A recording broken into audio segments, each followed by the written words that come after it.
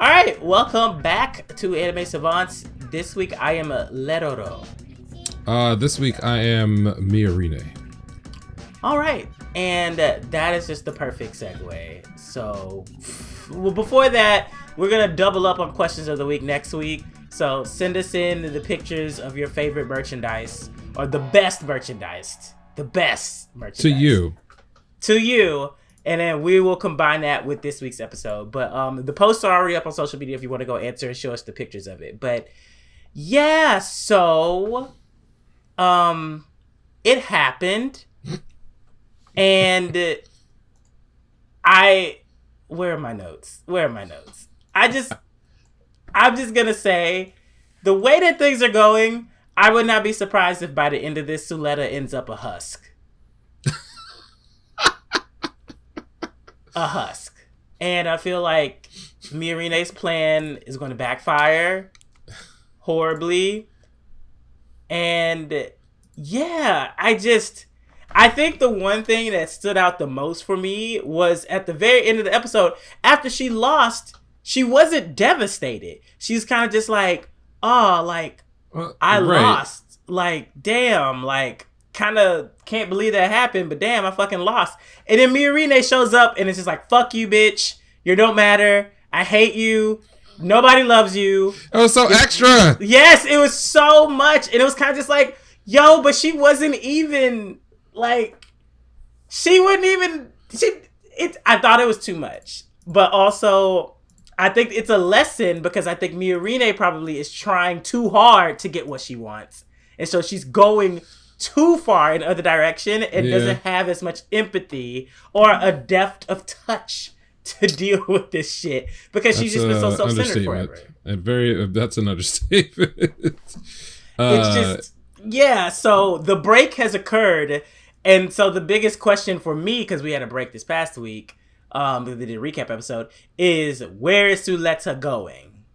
Whose side is she going to end up on? Because now, after this, as sensitive as Suletta is, I don't know if this is going to bode well for them reconciling. I think it may end up being Miorine saying in the future, I did this for your best interest, and Suletta basically saying, well, it was the wrong thing to do, and I don't want anything to do with you anymore because that's how heavily I fucked with you.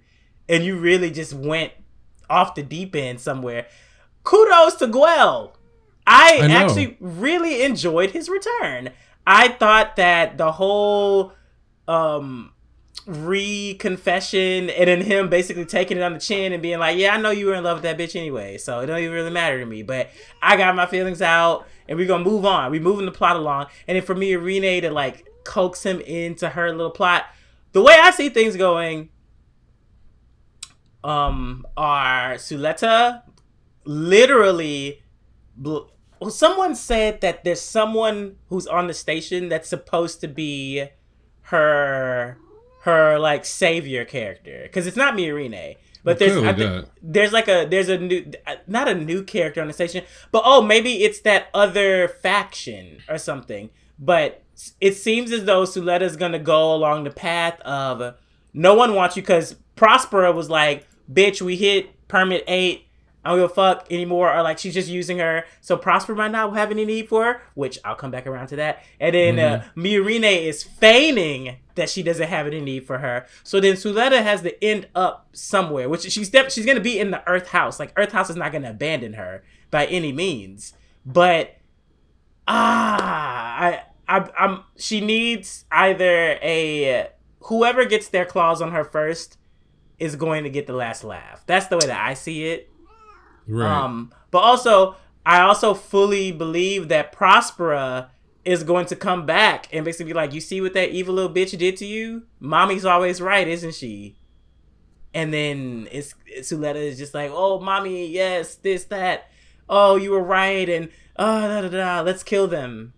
And then maybe at the end. But I would also like to say that all of the visuals that we get in the ending hit crazy after that shit, with Suletta like Miorine's figure like passing through Suletta and leaving her behind, and Suletta constantly chasing. And then I don't know, I feel like the ending song and like the animation sequence is foreshadowing maybe their overall arc. Yeah. But we'll see. So I wanted to ask a general question. So we're on break this week. It's maybe what, are there 7 episodes left or 6 episodes left for the? What do we have? We the have core? That was 5. That was number 5. So maybe it's 7. 7. Yeah. We have not gotten an inkling of like a season 2 announcement, right? No. We don't have time to wrap up any part of the 2. story. This is not. I don't know. This story is just beginning, if you ask me. Yes, this feels like we're going up to like a season finale, not a series finale. There's too many hanging threads to wrap there up. There are so many factions and people that we haven't even been introduced to a company outside of the Benneret group for the most part. Right. And they're supposed to be like ongoing fights constantly. I don't know. Yeah, it doesn't. My belief is that this has to be a 2-season series. Yeah. The big thing that was a tell for me is that as of this episode, which is episode 5, the 4 sort of protagonists, antagonists that are the primary characters in the series. Well, Miorine, Suletta, and Shadiq. Of those, only 3 have gotten their second character layer, their second motivation to right. Only 3 of them. Suletta hasn't even gotten to that point yet. No. Right. She's still a pretty one-dimensional character up until now. That means that you'd have to, in 7 episodes, very quickly establish a new character for her or a major new layer. And though we've gotten reveals about her heritage, we've gotten reveals about her relationship with her mother, we've had a major change in her major friend relationship. Nothing about Suletta has actually changed since we first met her in the first episode.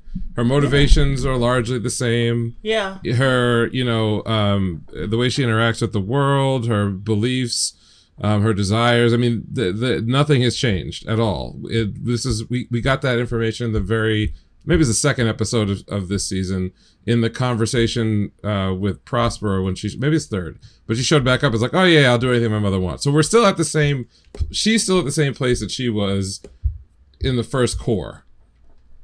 So there's not enough time to, have a really major sort of change up for her character and also resolve all of the various issues. Yeah. Which leads me back to the guess that we sort of had in the first core, which is that there has to be a major split between her and Miorine. Miorine would align with Suletta's mother, with Prospera, so that is now the case. Yeah. And then a time skip, so that characters who assume their new roles are then given enough time for things. Significant time skip. Right. Yes, that's what I mean, for things to happen, and that'll get us out of the school theoretically permanently.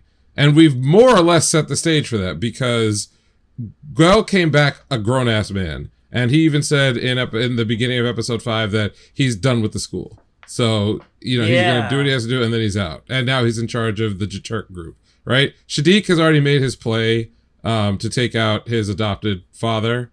And so he's pretty much angling for things that have nothing to do with the dynamics at the school. Miorine has more or less pulled the trigger on helping Prospero with Quiet Zero. That is, again, a storyline that takes place outside the school. Plus, she's now running for president of the, what is the name of it? The Benneret group or whatever it is. Benneret group. Yeah, Benneret group. There we go. So she's running for that. Presumably, it would make a lot of sense for her to win that.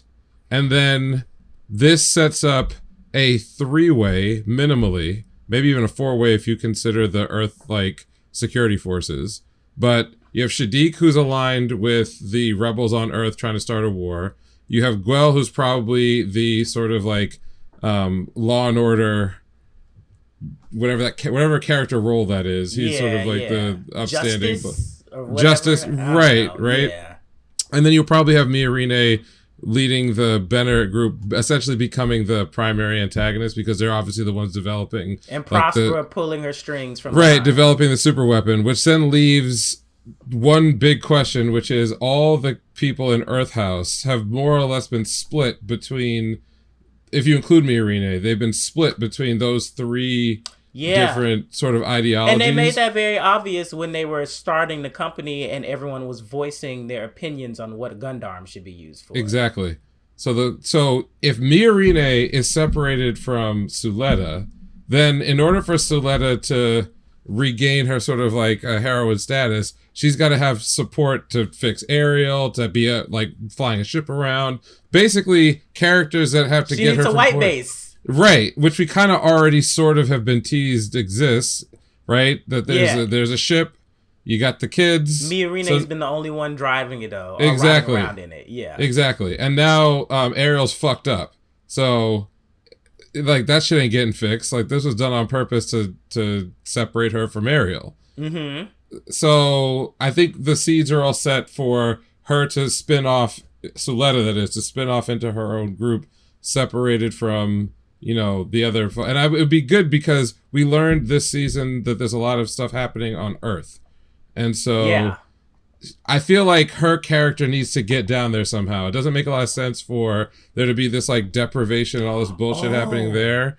And then the only character who ever interacts with it is basically Guel. That doesn't really make any sense. Well, and Shadiq. So what if she runs into the mercenary guy that like Guel followed around? Because that guy was definitely, he was part of that force. Right. That, I don't know if he was part of the force, the exact force that massacred the lab, or like, you know, helped kill Suletta's father, or supposed father. Yeah. But I felt like they were setting that character up for something. He wasn't just there to be used as Guel's spur to like grow. So Suletta, I think as a character needs to essentially, maybe I'll step back a bit. So those other three characters, they all represent different points of view about the current situation in the world that they're dealing with, right? Miorine is a point of view character to see into the world of that sort of corporate control. The Bennett group and its corruption have basically put a chokehold on everything. Technology, politics, economy, whatever else. Her being the heir to that and dealing with all her family problems through that, that's her lens. And so she's cynical about like how the whole world works because of that. And we watch her character learn more and more about, you know, the world through that perspective. Guel went the opposite route. He was like very sheltered and, you know, naive. He was introduced to the reality of the situation on the ground on Earth. That changed his character to come back and become a different person. Shadiq was already super cynical, and his perspective is, as he laid out this season, or this core, that something must be done to redress the imbalance between Earth and space, but his perspective is, I'll use any dirty means necessary to do it. Like, Well kind of wants to be more of like a hero, as evidenced by him going back to save the kid, even though he was a prisoner and beaten up and like whatever, and deciding to fight, right, at the end, even though he didn't join them. He was just sort of like, this is the right thing to do to find my own way. Shadiq is like, I will kill everything, you know, between me and my goals. Right, Miorine, I will compromise my morals and integrity as a person in order to like create a better world, even if it means hurting all the people around me. So she's like the inverse of Shadiq, where Shadiq will hurt other people and manipulate other people, and then Miorine will kind of, or people he doesn't like, his enemies. Miorine will hurt the people that she likes, her friends, her family, anything else, to like fix things. The whole like martyrdom complex, where like I'll become the evil person as long as it, you know, fixes the world for everybody else. So now so all three of those characters have done what they need to do to sort of get to their second layer of their characterization. Suletta probably has to somehow shoot the gap between all three, because she's a literal outsider. She has no history or relation with any of the shit that's going on Earth. She doesn't know anything about what's going on in space. She doesn't really even seem to have much of an opinion about any of it. Like, she joined Earth House, but that's just because she wanted friends. It wasn't because she identified with like the discrimination or had any like real ideology, you know, like she's such a blank slate character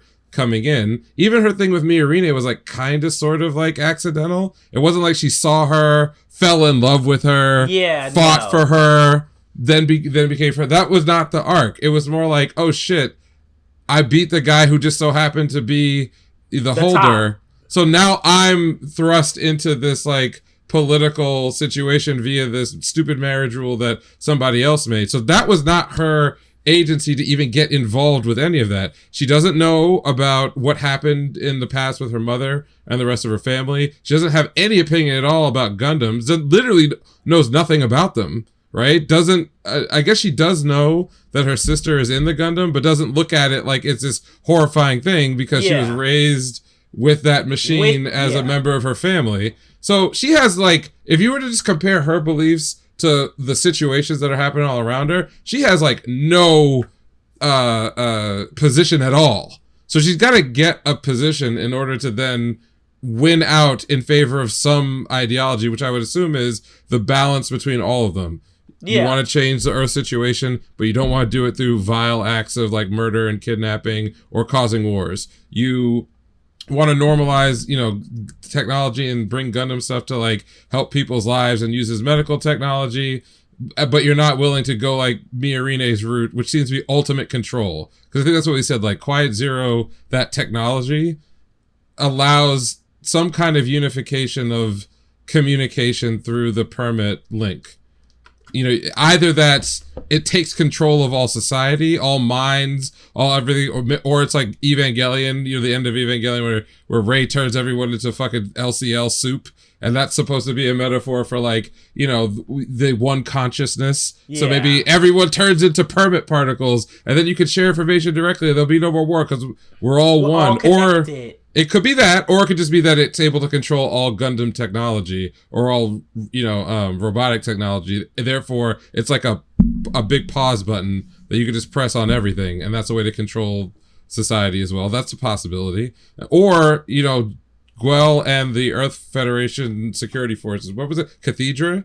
Yeah. They've Cathedra. sort of played. Cathedra has not. That's the other thing that is a standout. Cathedra has not played a role in the story outside of the prologue. And there's not enough time for them to like swoop in. Exactly. And start, yeah. Yeah, in fact, the closest we even got in this core to even seeing Cathedra do anything was the broadcast from the Benneret group where they were talking about how the Jaturk company was kind of taking over, like ravaging Earth in revenge. Yeah, and they were looking down. Exactly. Cathedra was like, oh, we got nothing to do with this shit. Like, I don't know what the fuck is going on here. And not to mention, they did, technically, they're the ones who murdered Prospera's husband and theoretically Suletta's dad, maybe, because we don't know where Suletta comes from, right? We don't know if she's actually the biological child of Eric. We know that was Aries' dad, right? Suletta, yeah. We don't know. Now, if Suletta's a clone, then probably of Eri, a clone of Eri, then that would be her father. But if Suletta's something else, because she's got the same hair color. She never even mentions her father, like, at all. Exactly. But she does have the same hair color as Prospera pre-Mercury. Because remember, Prospera changed her hair color. She did, yeah. But she has the signature red hair that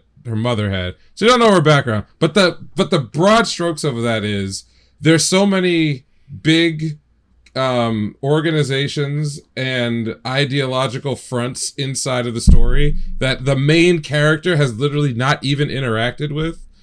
It feels like it would be a mistake to try to rush all of that into 7 episodes. Finish it just so it could just be 2 cores. Yeah. Right. That just seems like storytelling malpractice, and IBO was 2 seasons. Well, yeah, and I was about to say, I feel like the pacing has been so good that it would make no sense for them to just start sprinting towards the end. It would make no sense. I wouldn't put it against them if they did do it, because who knows what's going on the back end as far as time slots and what was the agreed upon like thing or whatever, or if things got. I don't see this being an underperformer for them though. At least state wise. I don't know how it's doing over there. I actually have no idea. I know that there was a audio play that did well. I know that at least in media in general, it's considered a hit, but I don't know by what metric. It's also weird because of the distribution in the US is like, it's not. We could go into a whole thing about Yeah. It's the usual, like, once again, where's all the money in Japan for, like, anime come from is Blu-ray releases. Everything is to sell a Blu-ray release. Even, like, the TV broadcast is literally just to push the Blu-ray when it comes out. And that's not how it works in the United States. So, like, I don't fucking know. Yeah.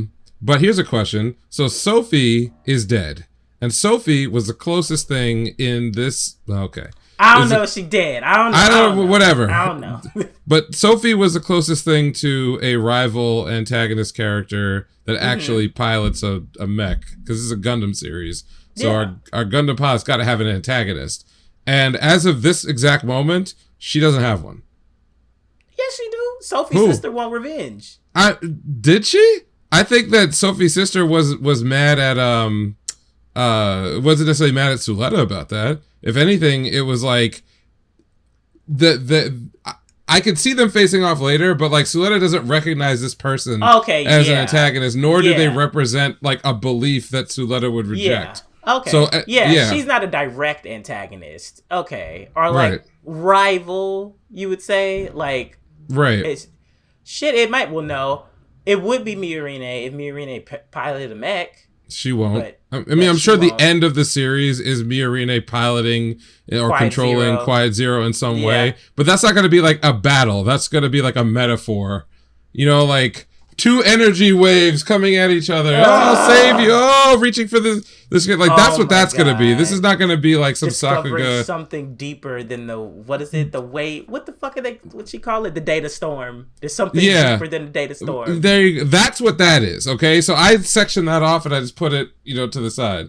But like, this is a Gundam series, and even in IBO, they managed to create like a long-term rivalry for Mikazuki. Yeah. Like, and it was ideological. And Mikazuki's a funny character because, like, his ideology actually was not diametrically opposed to any of the people that he wound up, like, having rivalries with. Right, fucking up over the course of the series. His shit was like, I do what I do. It was literally Fast and Furious. It's like, I do it for the family. I'm doing it for the family. Whatever Orga says, I do. Right.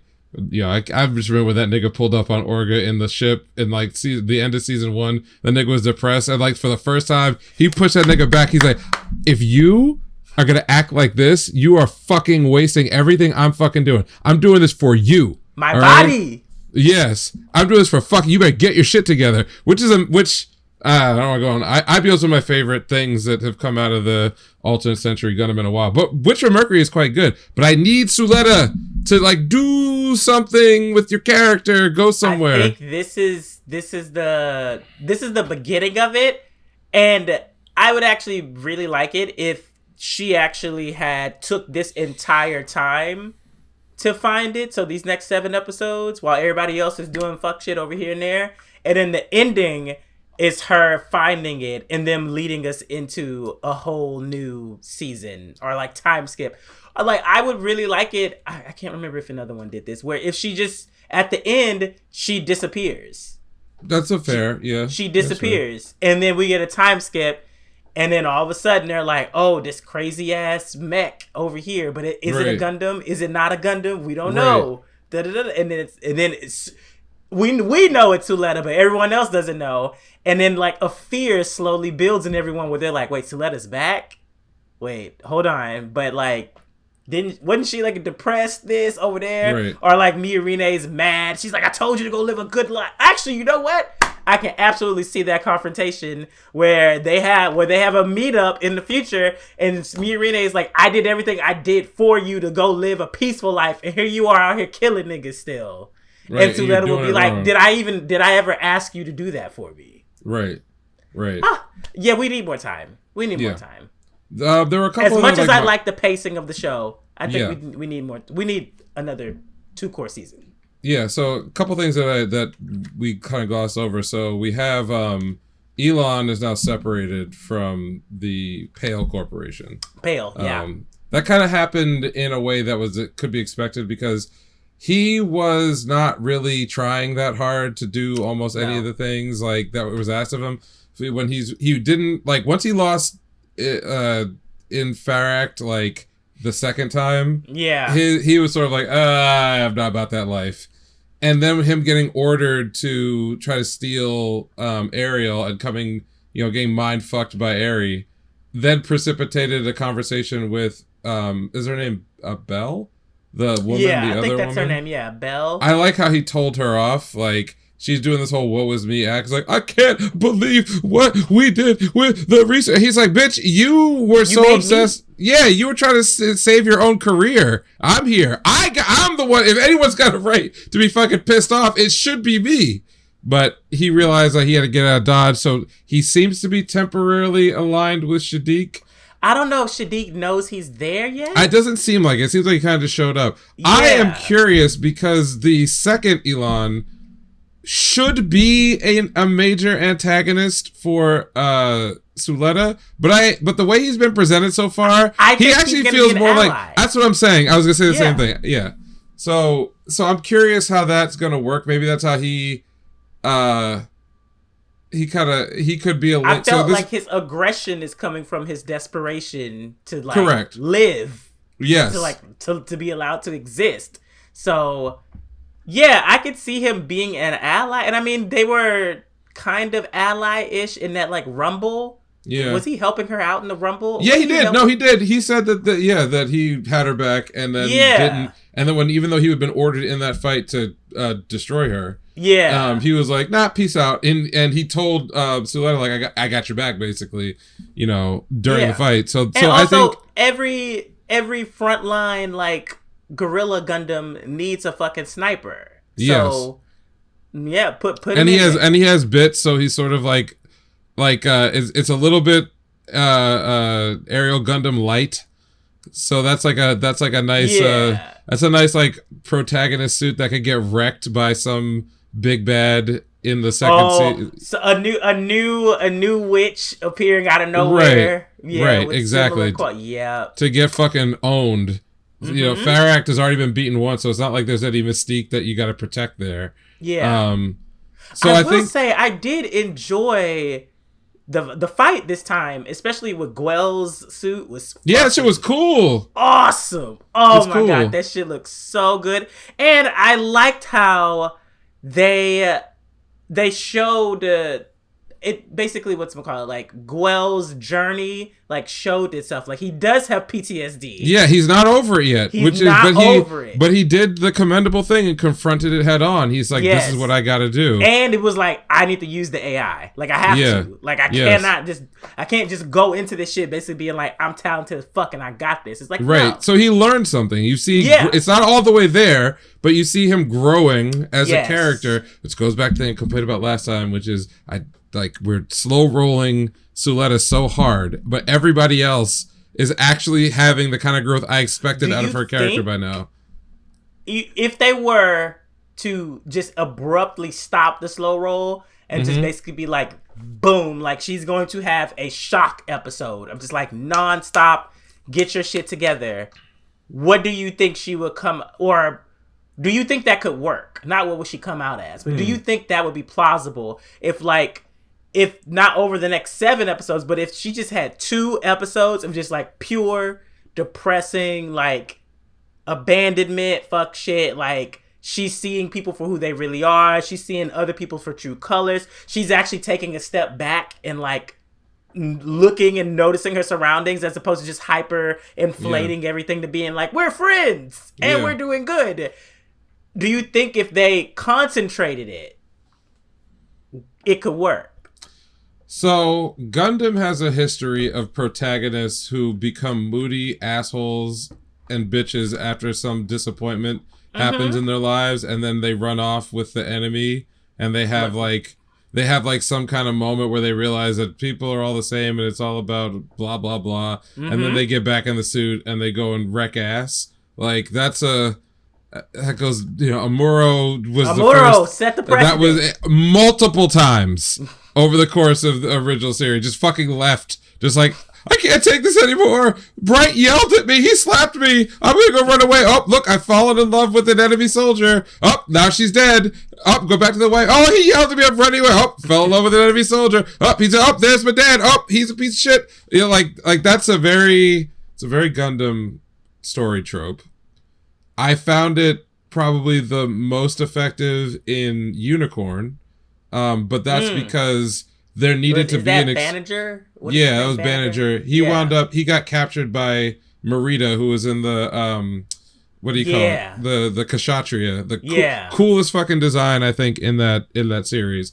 But that whole thing of him meeting the Neo Zeon remnants and like realizing like basically they're all just poor people. They're like working class like shitters who just are upset at what's happened to them, and then him going to Earth and having to confront that mobile armor that was run by like a cyber new type who was going crazy. And he had to have this moment where he connected to her mind and realized that like the rage that was inside her was something that you couldn't talk somebody out of. It's not like, oh, don't worry, things will be okay. Like she was brain broken by war and the cycle of violence. So like that was very important for him to grow and to like become that more whole character, because prior to that he was like an angsty teenager who fought with everybody and didn't understand anything that was going on. He was just really into a girl and that was his motivation. He came back from that and he was filled with like I forgot the name of the captain of the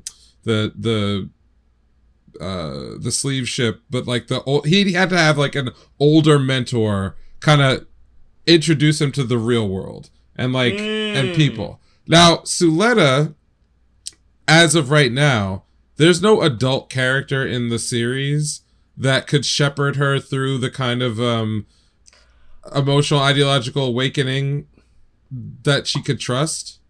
I think well, that's the thing though, I keep asking about, or I keep wondering about the woman who pilots the ship. Because she's the only adult that's like directly connected to them that hasn't been expounded upon, and their faction. So she's Cathedra, right? We I don't think they're Cathedra. Are they? Oh, they're like middle people between them. Yeah. Maybe.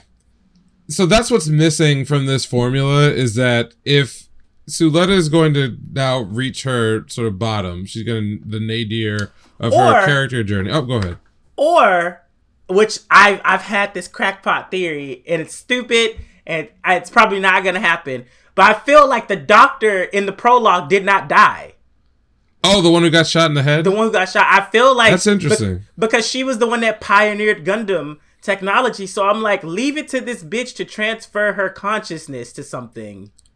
And like, so she didn't master the data storm. She maybe tried some random shit randomly, but maybe she's actually part of the data storm or some part of something that Did she have a headset in the prologue when she was sitting in her office? Yeah. Maybe. There might be something to that. I mean, the only reason I'm thinking that is because I've rewatched the prologue, and I'm just like, she was too well defined. She was like, interesting. There was a real character there. Her character design stood out. I was just like, they really got rid of her in like the very beginning. Like, we're not even getting no flashbacks. Like nothing. I don't know why. But if it were to be someone, I feel like it would be her, because she was actually like talking to 80. Like, it seemed like she was the person that was closer to 80 outside of her family.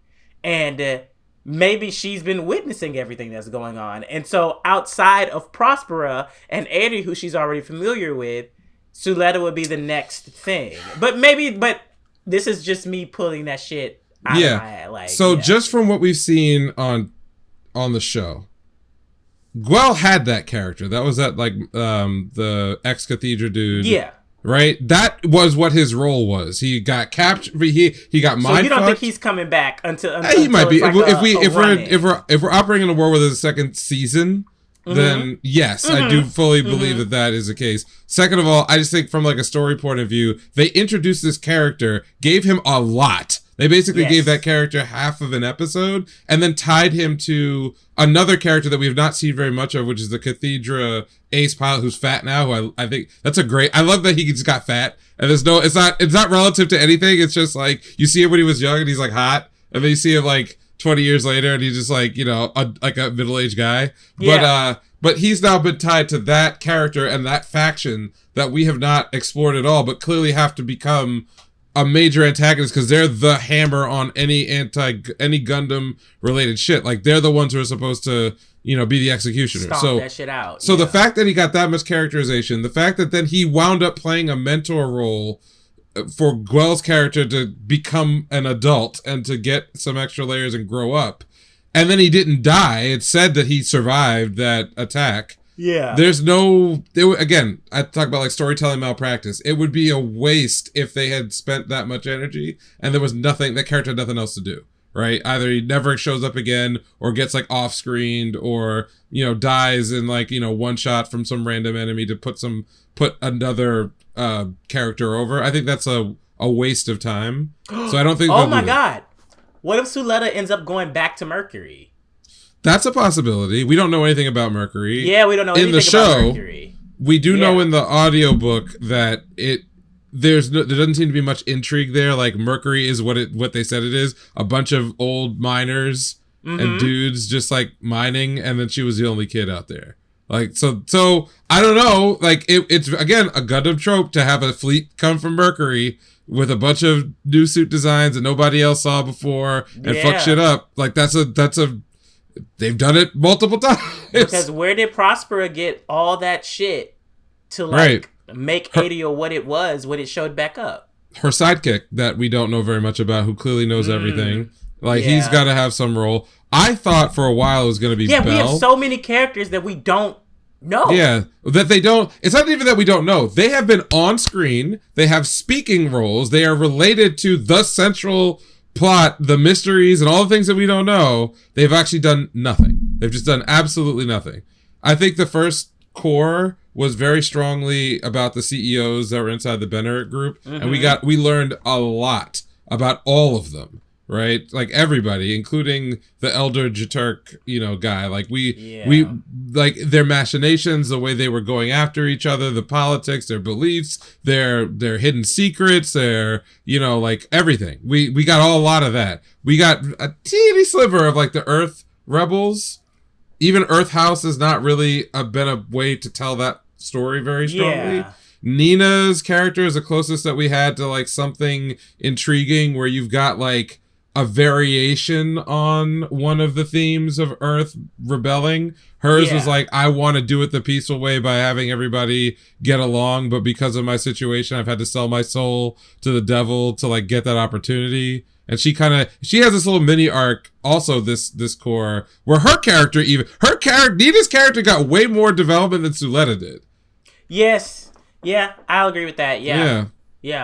So there's so much hanging out there that I thought Belle basically was going to be that for Suletta once Prosper was clearly a villain. Yeah, no. It would have made sense, right? Her ass. Right, but she's done, so I don't even give a fuck about that at all. But like before that, I was like, oh, she knows all about what Prospera did, is privy to the big secret now that we found out at the beginning of this course. She got Prospera laid all out for her. She is deeply entwined with Gundam technology. So if Prospera's out the picture and they had to like assemble the crew that's going to take care of the aerial on the new white base, Belle would have made sense to be the older, jaded, cynical person to be for Suletta. Like, hey, you want to know what really went down when you were a kid? Oh, you want to know what Gundams is really for? You want to know all the shit about permanent particles? You want to know how the world works? There's someone at the school right now who can tell her all that.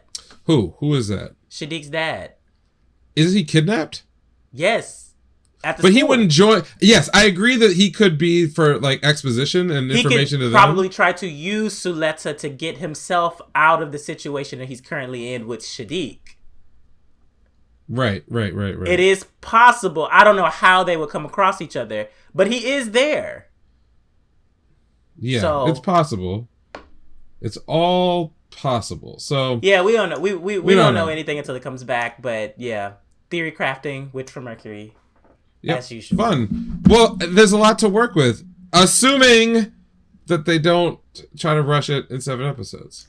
I think we'll get our answer starting next episode and where we're going to go. Because they're not... I will give it to them, though. They did do that whole episode without Suletta. With Guel and that nature. So if they can do a whole episode focusing on Guel and his journey, I feel like they could do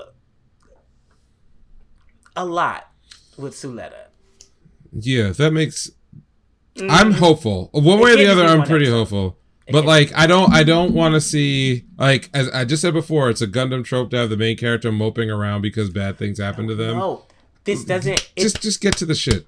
it doesn't make any sense because I feel like Iron-Blooded Orphans had like a similar setup where like they were making their way to Earth like during those first like 2 cores. And then like they got to Earth, and then the whole like second season was more so about them like existing like interplanetary and things like that.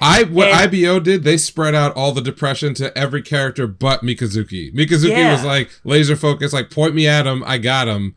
Everybody else was going through. All the kids were going through it because they're like child soldiers. Orga's going through it because he's like in over his head and like, you know, the fuck is going on? Like everybody else. Love. Oh yes, God. but everybody else got the like, oh, the war is hell. Life is horrible. I'm gonna kill myself. Like they got that part. Mikazuki was like, I am autistic and I don't care about any of this shit. I'm going to fucking murder you with my giant like.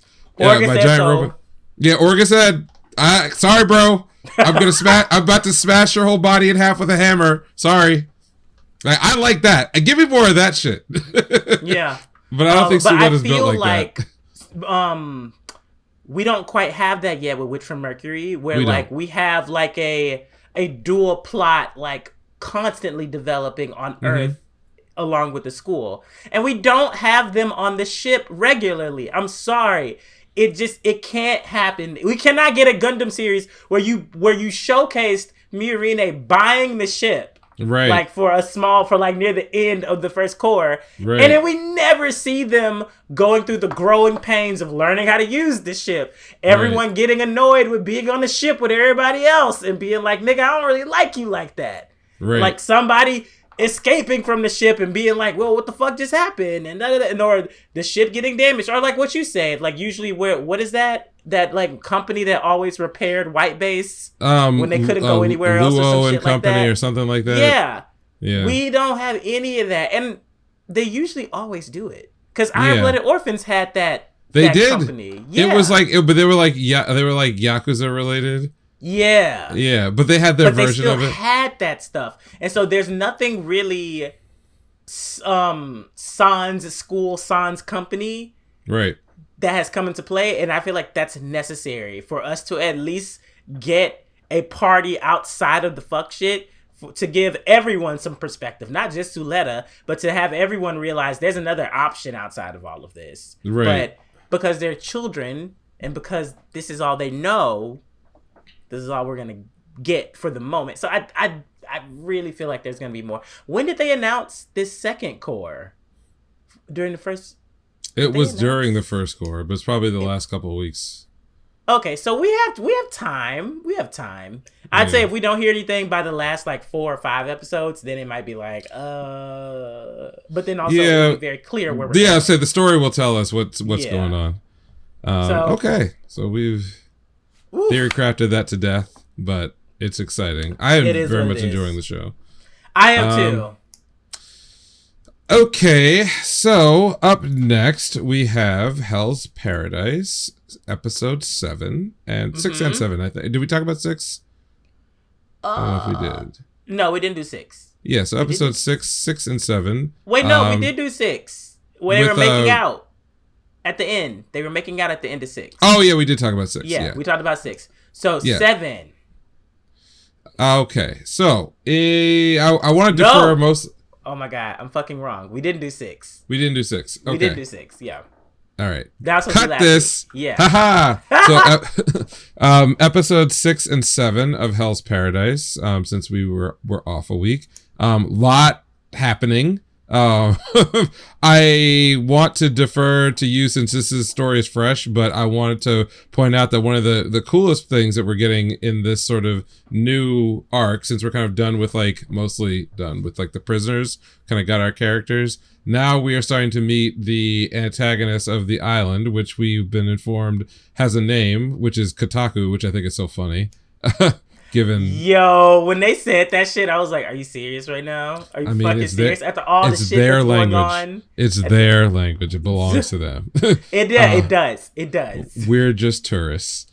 But one of the cool things is that now we can sort of get onto more of the meat of like what is happening on this island, who are the real antagonists, and what is the structure going to be going forward. So I know that most of episode 6 was devoted to The fighting. What's his name? Big Baby. Big Baby.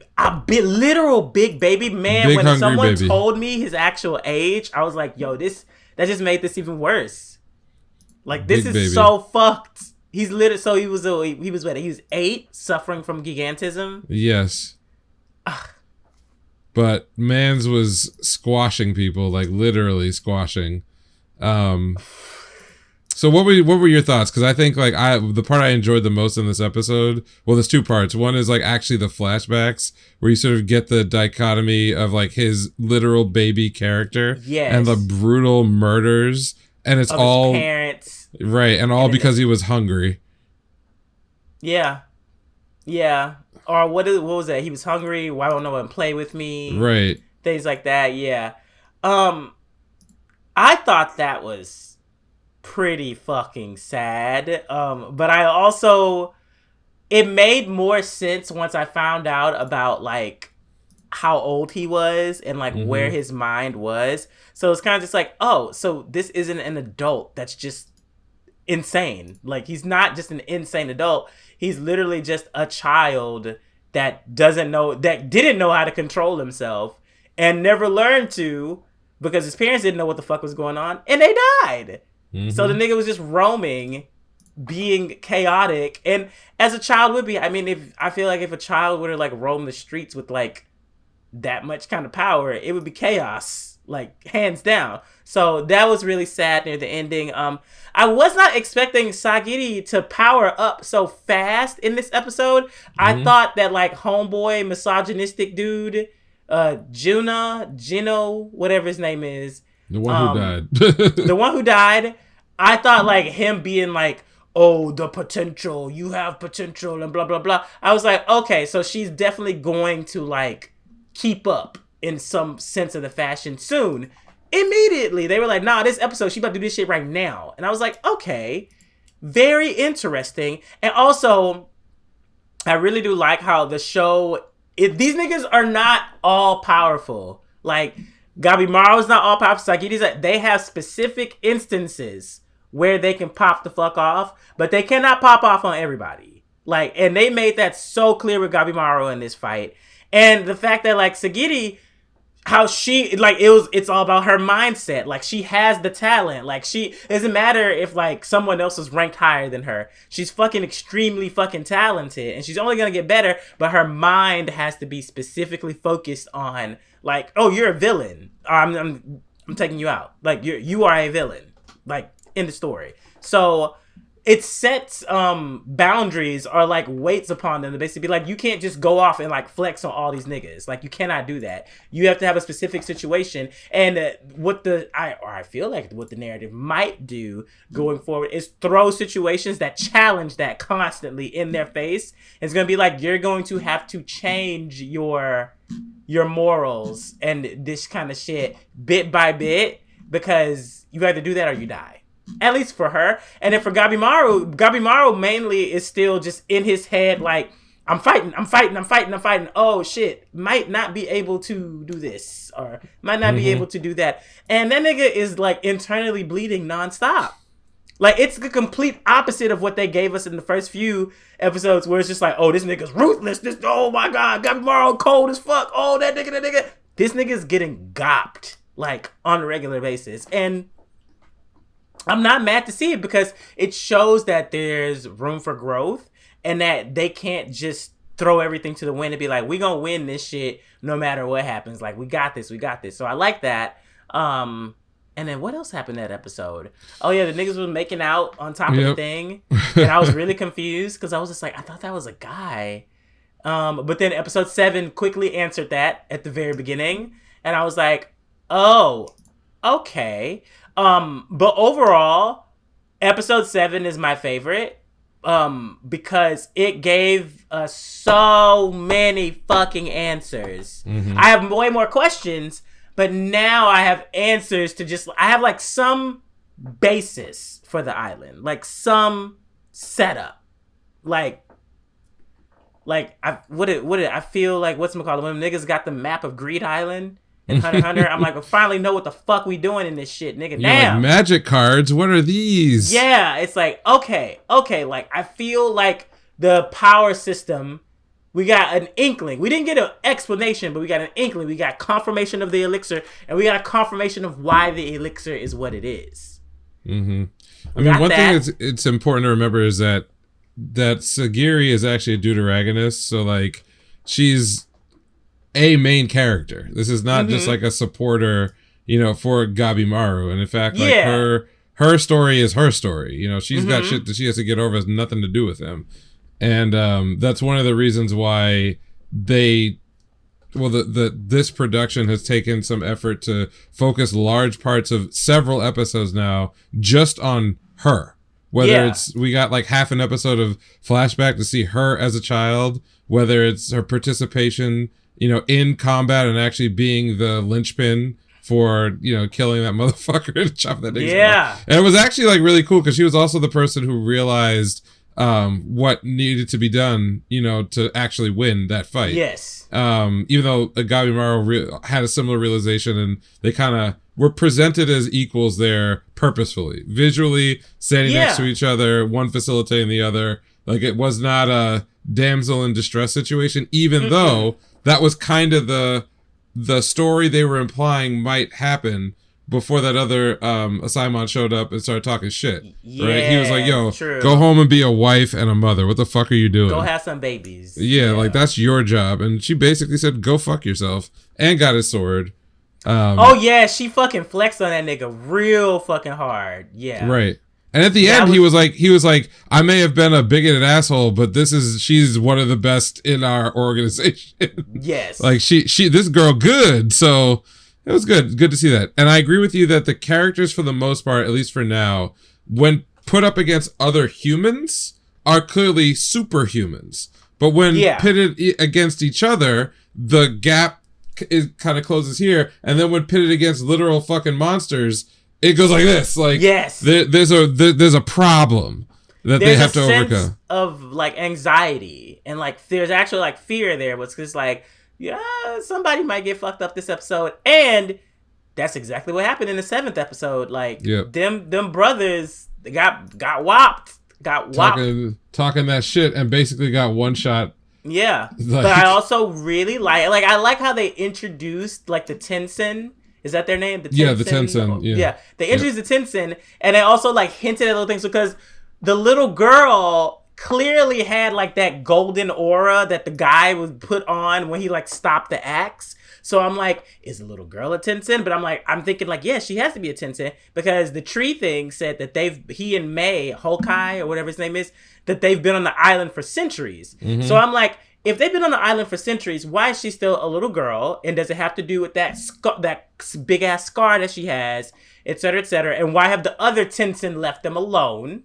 Also, it makes, I don't know, it's just, we got answers, and of course I had more questions as it went on, but I was just so happy to get like some semblance of something, because I'm just like, where are they getting the power from? Like, is it just divinely given to them, or are they taking that power from somewhere, and thus that's why they are the Tensen, and they're trying to monopolize that power, and that's the only reason why like they are what they are. I also loved how we got a breakdown of the island and how it made absolute sense. And I loved how the Kunoichi was just like, and now it made like, bitch, we were only searching the forest. There's like 2 other fucking layers in this shit.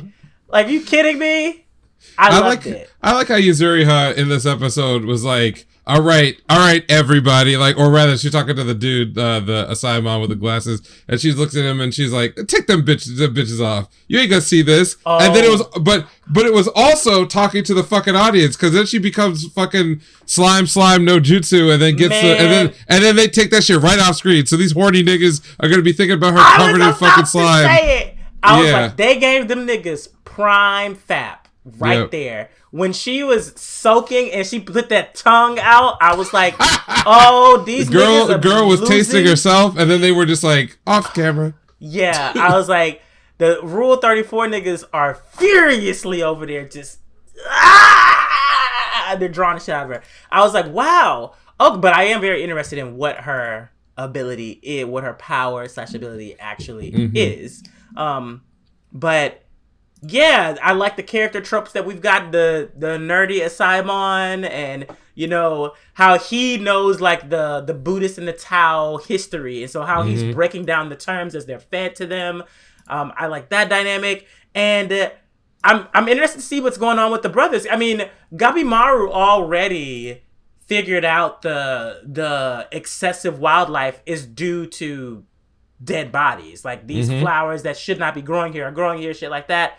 Is due to the dead bodies. So then where are they getting that fruit from? Right. Is that fruit born from the same bodies? And then it makes me think, because I thought this earlier, where I was like, is the island itself the elixir? Like if you feed from the island, is that how you get the power? Because they said in this episode that the Tan gets its elixir power, it's from the dead bodies that are fed to the island. So I'm like, well, if it's going to the middle, can you possibly like, you know, scoop a little bit out yourself? And then that made me think about the fruit. And so I'm just like, are they setting this shit up to basically be like, them niggas just ate the fruit and they gonna get some powers that they don't even realize they have yet until they get into a battle? And I'm like, here comes the shonen fucking wheel. Here we fucking go. I have no idea. But if it went down that path, I would love it. But if it went down something else, I would also love it. But that's why I just really liked episode 7, because it just gave so much more to work with, as opposed to being like, these niggas are getting killed on the island. What's going on? Oh my god! It's like, no, these are. I don't even want to say the antagonists, because I definitely feel like the Tencent are out there, but I definitely feel like this isn't the. They're not the end. Like, they're not the big bad. Because who set the whole system up? Right. Also, remember that we were told Iwagakure is coming to the island. And how the fuck did the village chief attain immortality? Because from what I saw with the blonde-haired Tenzin, we didn't see the village chief do the same thing, but we saw the village chief survive in a similar manner. He was impaled in the brain. In the brain. So clearly mortal, like fatal wounds that he recovered from, while everything else on the island had fatal wounds and actually died. So it's like, so you and them got something together. And also, how did he get it in the first place?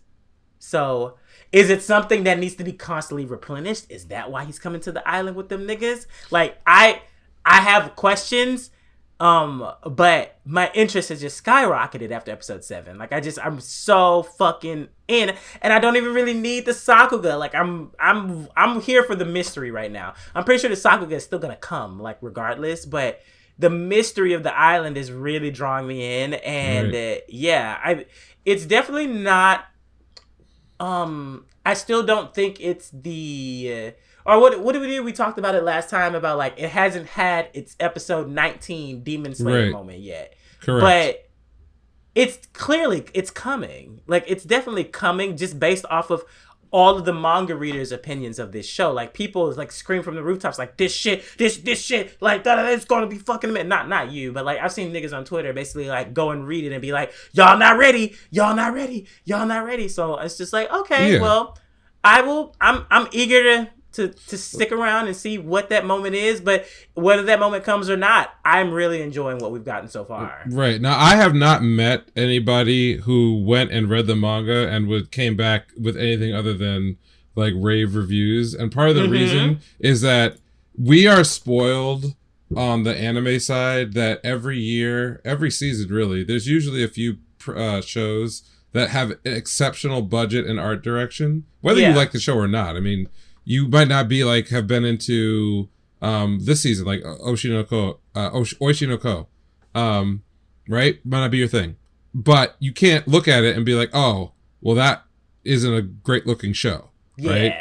Yeah. Manga wise, it's always interesting because art style and art fidelity are two very different things. You can have very detailed drawings, but they are not necessarily designed to be aesthetically pleasing. Like, I love Baki, but if you read Baki, it's grotesque. Like, all of the proportions and the detail is meant to sort of kind of gross you out a little bit. Off-putting.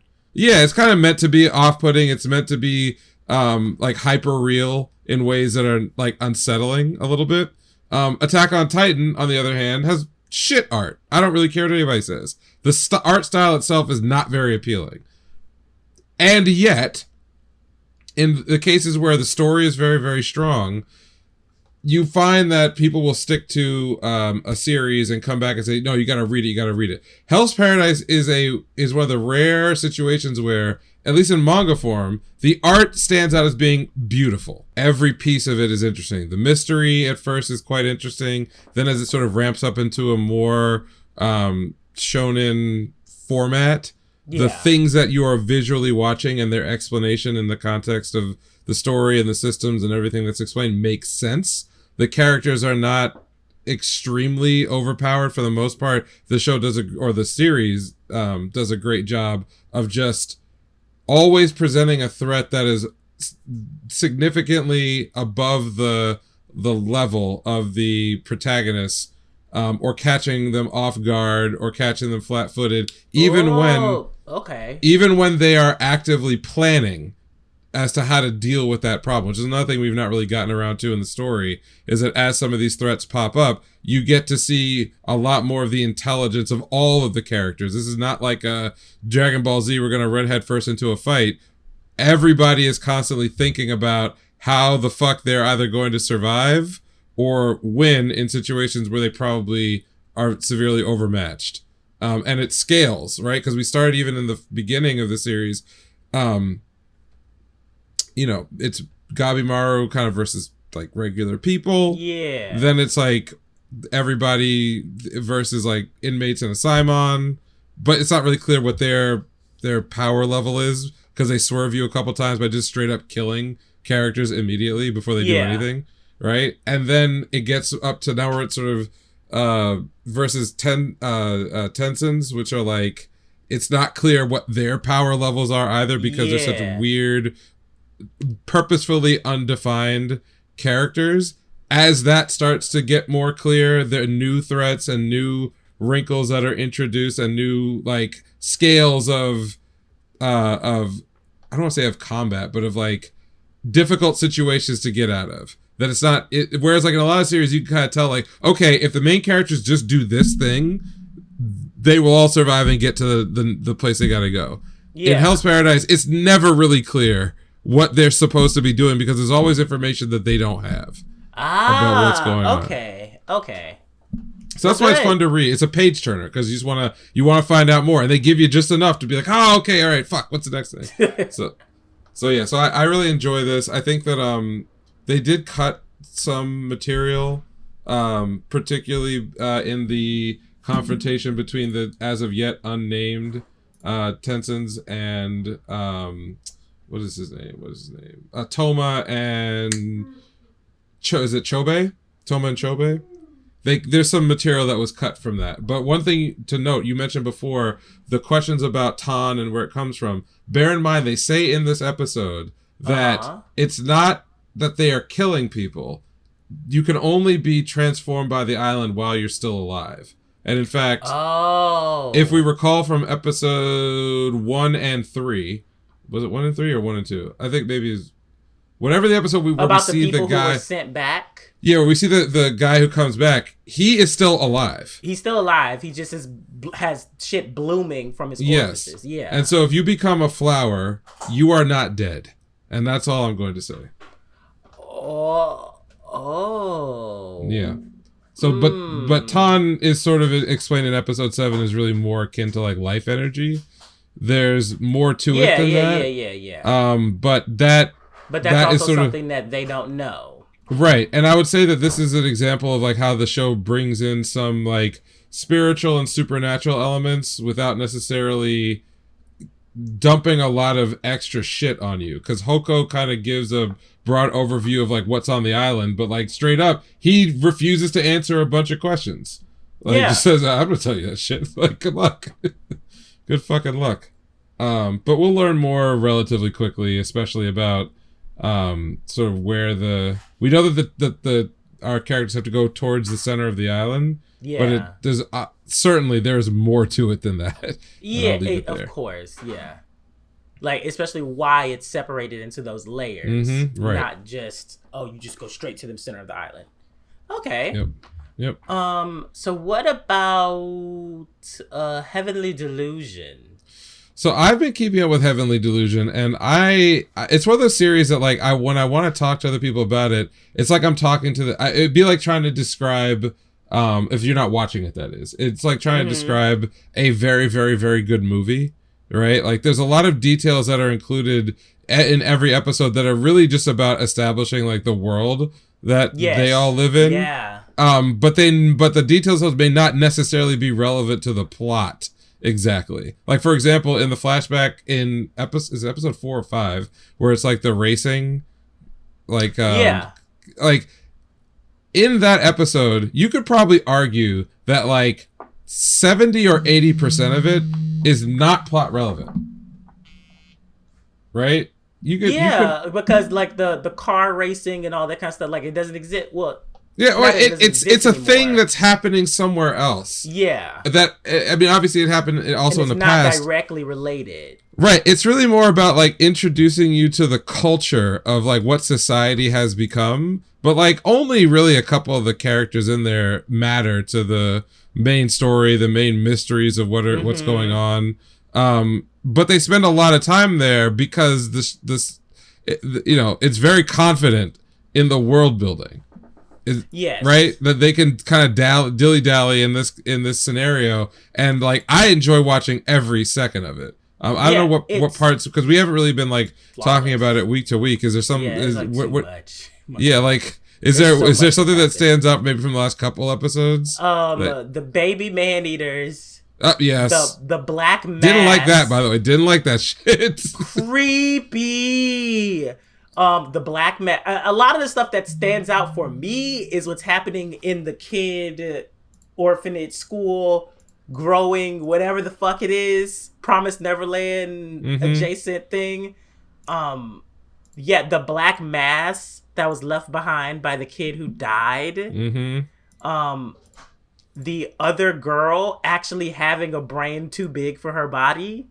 Shit's crazy, bro. And also, I think that the master AI that the old woman is talking to is causing all the fuck shit in the orphanage, because nothing else is able to or at least to our knowledge, what else is able to control those cameras? Because they showed glimpses of the surveillance room, and it's just them looking at the cameras. They're not really, like, controlling anything there. So as soon as I saw that, I was thinking, well, who the fuck is, like, swapping cameras or doing this? And even with the very first episode where the little tablet thing got changed, it was like, do you want to see the outside? Do you know what the outside world is like? So it's just like, what are we doing? Also, so-and-so is a girl. Forgot their fucking name. And some people are theorizing that she's pregnant. I didn't catch that. I may have missed that part, but either she's pregnant or the end girl is pregnant. One of those two are pregnant.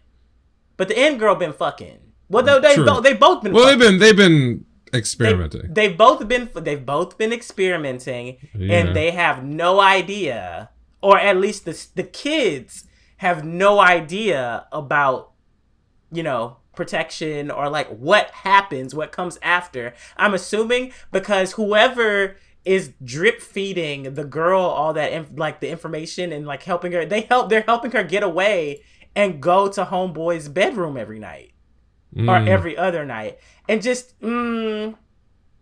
that's also a very unhealthy situation, because she's just like, do I look as good as your ex? Like, that is, it's like, oh girl, okay, whatever. But they had me there for a minute, because I was like, oh, we getting some BL? I was like, I mean, they're kids, so, but then it's like, oh, okay, it's this. I mean, they're still kids, but it's kind of just like, okay, y'all kind of wimped out on the BL. But then I find it so interesting about the Maru and, the two leads, their interactions, and, like, the attraction that, like, it's always put a stop because like, yo, I'm a guy. It's like, yeah, but your body's not a guy. So like, right. So I'm horny. So what are you then? Yeah, what are you? It's like, it don't matter. I'm horny, nigga. I'm horny when I look at you. I want it. And what am I supposed to do? What am I supposed to do?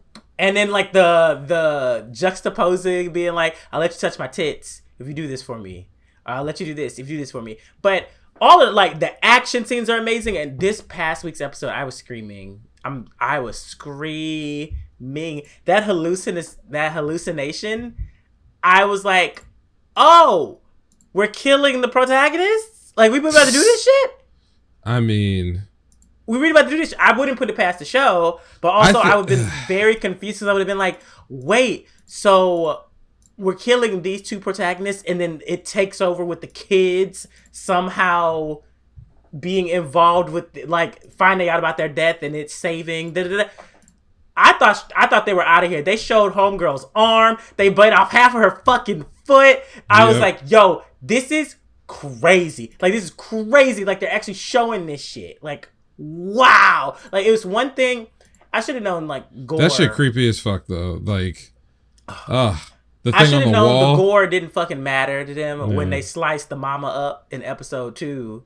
But, like, this was, like, full on, like, now we animating blood spewing, like you see half her I'm just like, this is crazy. But also I'm just like you, I'm so interested in the world that they're in, and I'm still not sure about what the timeline is between the two plots, like, right.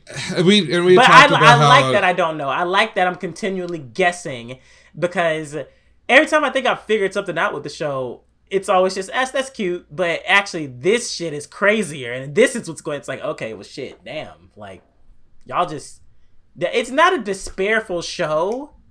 What is? It's just, it's weird, but it takes itself very seriously. But also, I love the goofy moments. I mean, it's, when I say goofy, I don't mean not funny, because life is actually just funny. Like, real life is funny.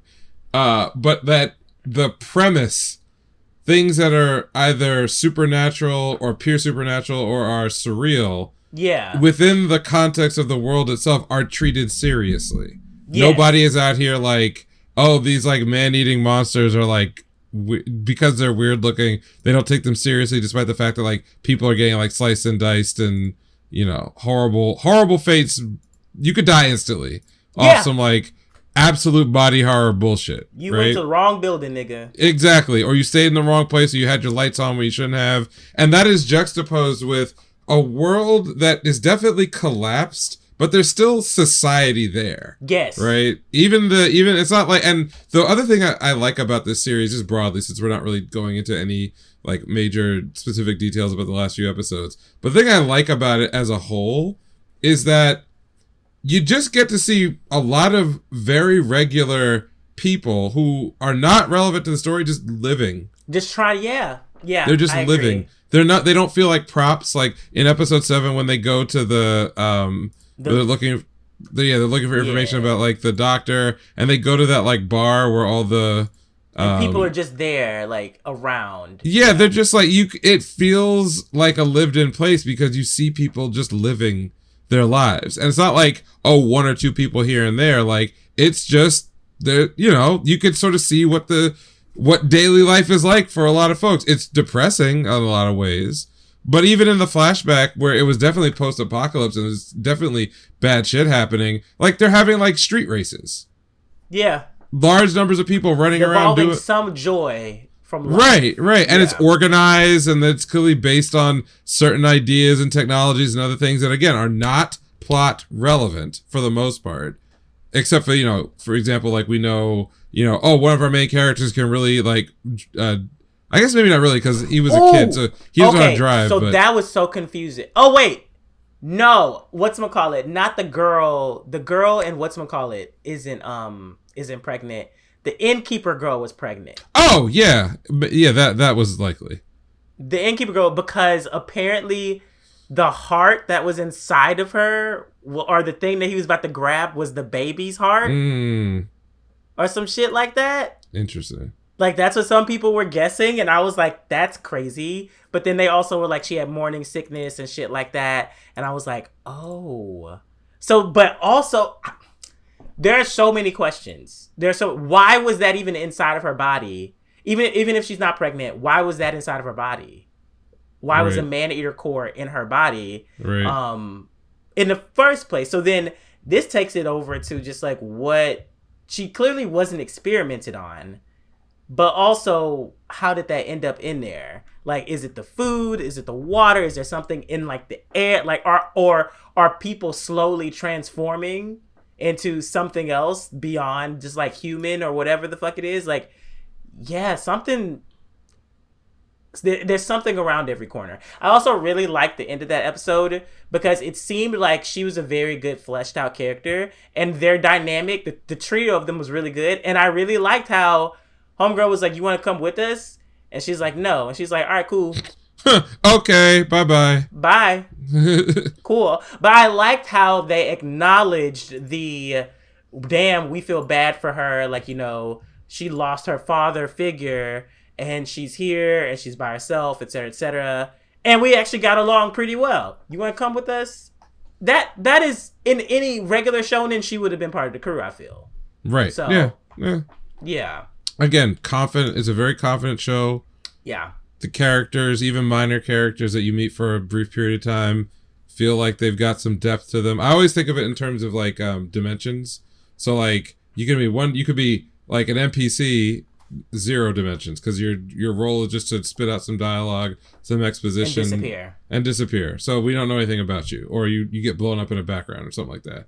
Then you got like 1 dimension, which is usually it's like a motivation. I like to cook, right? Like that's maybe all you get for some other characters. 2 dimension is like, I like to cook and I was traumatized by the death of my mom. Okay? So now you're on the 2-dimensional axis of characterization.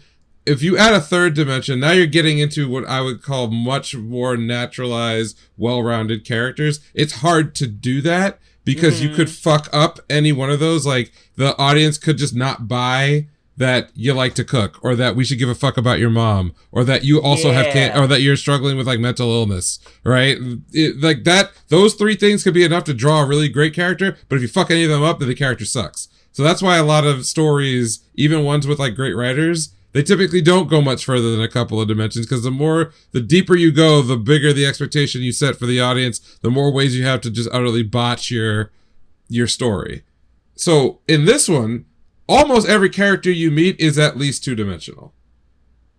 You know, anyone who's talking or whatever else, like they use the environment. The author used the environment as well as, I think, some actually really, really good voice acting, which is underrated about this series, and like expression and other things to have a lot. I love the whole bear event and everything. Yes. Which is why it's more like talking about a movie with human actors, because a human actor, even like in the worst production, a good actor can make use of everything. They can make use of body language. They can make use of facial expressions. They can make use of voice. They can make use of wardrobe. They can make use of, you know, makeup. And then the director or the producer can add music. It can add edits and cuts and timing and everything else. And that's why getting verisimilitude to work on a, you know, as like a mental feeling, like behind a camera, is such a powerful thing. It's a little harder to do with animation just because you don't get the benefit of the shooting the real world to get your, you know, to get all those extra details. They all have to be meticulously planned at every level, drawn, animated, voice acted, and you lose, like, one of the reasons why Trigun, the new series, is so good is because the directors figured out how to use CGI in a much more natural way to do a lot of the stuff you get on a regular, you know, real life camera, you know, adding bounce and motion and life and facial expressions and body language, and like having a character slump, you know, into a door frame while shot with like bright white light behind them and then a dark foreground, doing like the heaven and hell dichotomy, that kind of stuff. That's like high level shit. This series, like, accomplishes a lot of that directorial stuff, which is why so many of the characters feel more real. Even in like episode 6 with the innkeeper, which he like, there's like the scene when she pins a dude, and there's a shot of her. It's brief, but there's a shot of her standing by the door.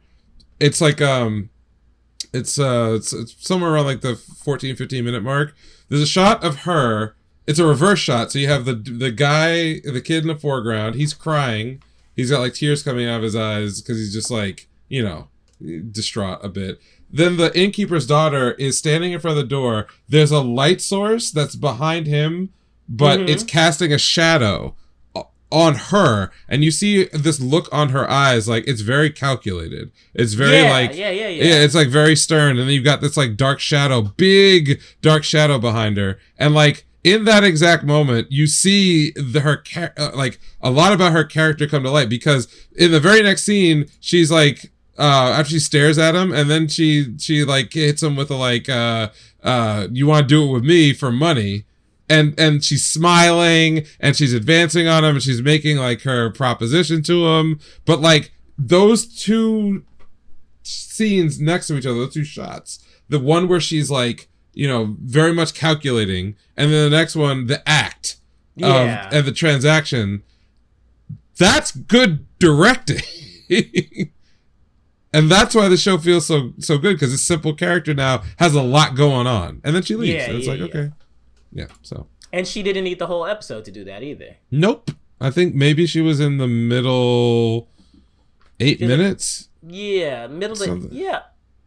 Right? Yeah, about that. Yeah, like the middle 8 minutes, not much. Got a lot done. Bear took up like what, the first half or so? Yeah, pretty much. Yeah. How about let's talk about cheat skill briefly, since this was like it was so predictable. It was a bait episode is what it was. Oh, it was it's so a fucking predictable. Bait episode. It was so predictable. I think I was waiting for her when she hugged the nigga in the hot tub. I was waiting for her to just like get the red, just like him, and he be like, night. No. She's in love with you. Of course she's in love with you. Of course you don't pick up on anything, nigga. I really like her fighting style, though. I think it's so fucking cool. I think it's so cool. I like that.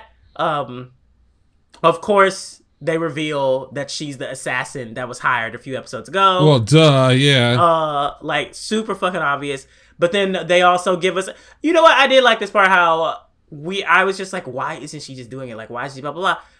And at the very end of the episode, she has this like a 30-second monologue or whatever. Yeah, where she's just like, oh, all I've known in my life is killing. If I had known you before this, I could have had a different life together. But I'm still an assassin. Man, shut the fuck. If you don't shut the fuck up, girl, go get your dick. Go get your dick. This is what I'm saying. Girl, go get your dick. Like, what are we doing? But she's gonna go get it anyways. But I hate obviously. That at the end of last week they teased the bunny, and we still didn't get nothing in this episode. I was like, bro, like, what the? At least it's clear that he's like a legendary animal, which makes me want, because he's definitely going to fill the grandfather's role. Right. I feel so. I'm just like, come on, like y'all been teasing. We on episode 7. Yes. Like, come on. We don't have time for this other stuff now. Now I've reversed my original take, which is the better stuff is in the isekai part now. It is! But you know what? Don't tell me you switched too. Now we're fucked up. No. I have not switched.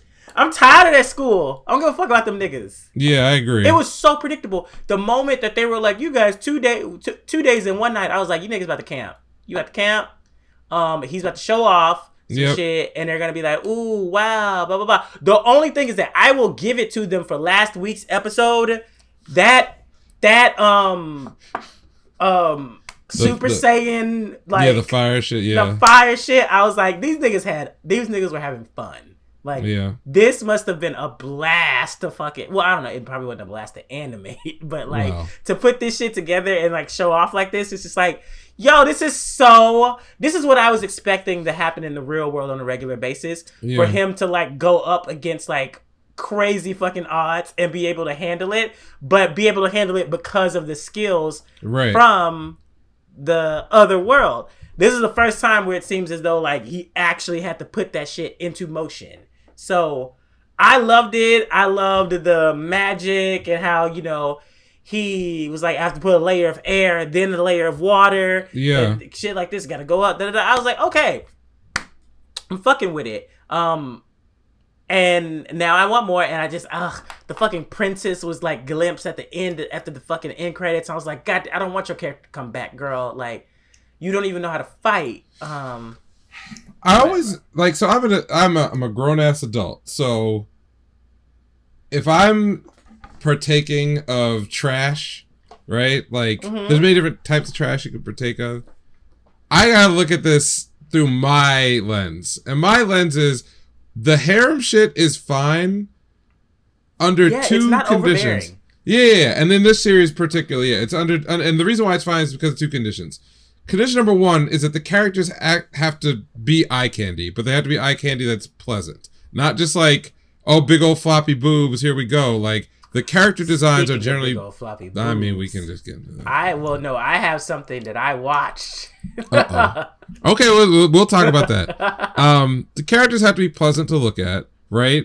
And the story has to not annoy me. And there's a lot of things that annoy, like if I was 14, that would not have annoyed me then, but as a grown-ass man, they annoy me now. And nothing annoys me more than niggas not blowing out backs when they're right there. Especially horny niggas who are ready to go. Like that. But he's not a horny nigga. I'm aware, and that's what makes no sense. Because he's too insecure. Bro. He's so fucking insecure, man. This nigga is... Like, they literally gonna have to throw it in his face. He's an 11 out of 10 who is fucking filthy rich and a superpowered badass. And who learned how to create his own portals. Right. Oh, and, man.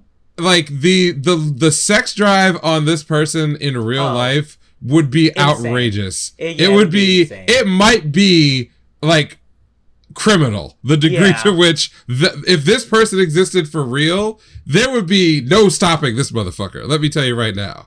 Okay, even if he was like, oh, I'm too insecure, that's what the mind is saying. The body will it to happen.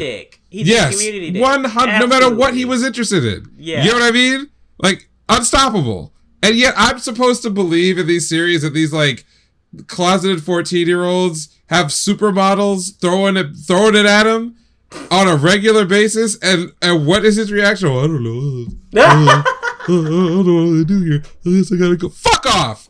That annoys me. So, because it's such a common trope in all these series, there's gotta be something else where I'm like, alright, if I'm gonna be annoyed by this stuff, there's gotta be, you know, either some depth or some great animation or something in the plot to keep me going. And weirdly enough, there is a lot of that in this series, especially now I think more on the isekai world building side, because I kind of see what the school life is going to be like, and it still boggles my mind that now he's at a school where like everybody is rich and intelligent and smoking hot, and the hottest girl that he met from episode 2 onward is like a child compared to everything he's seeing in this other place.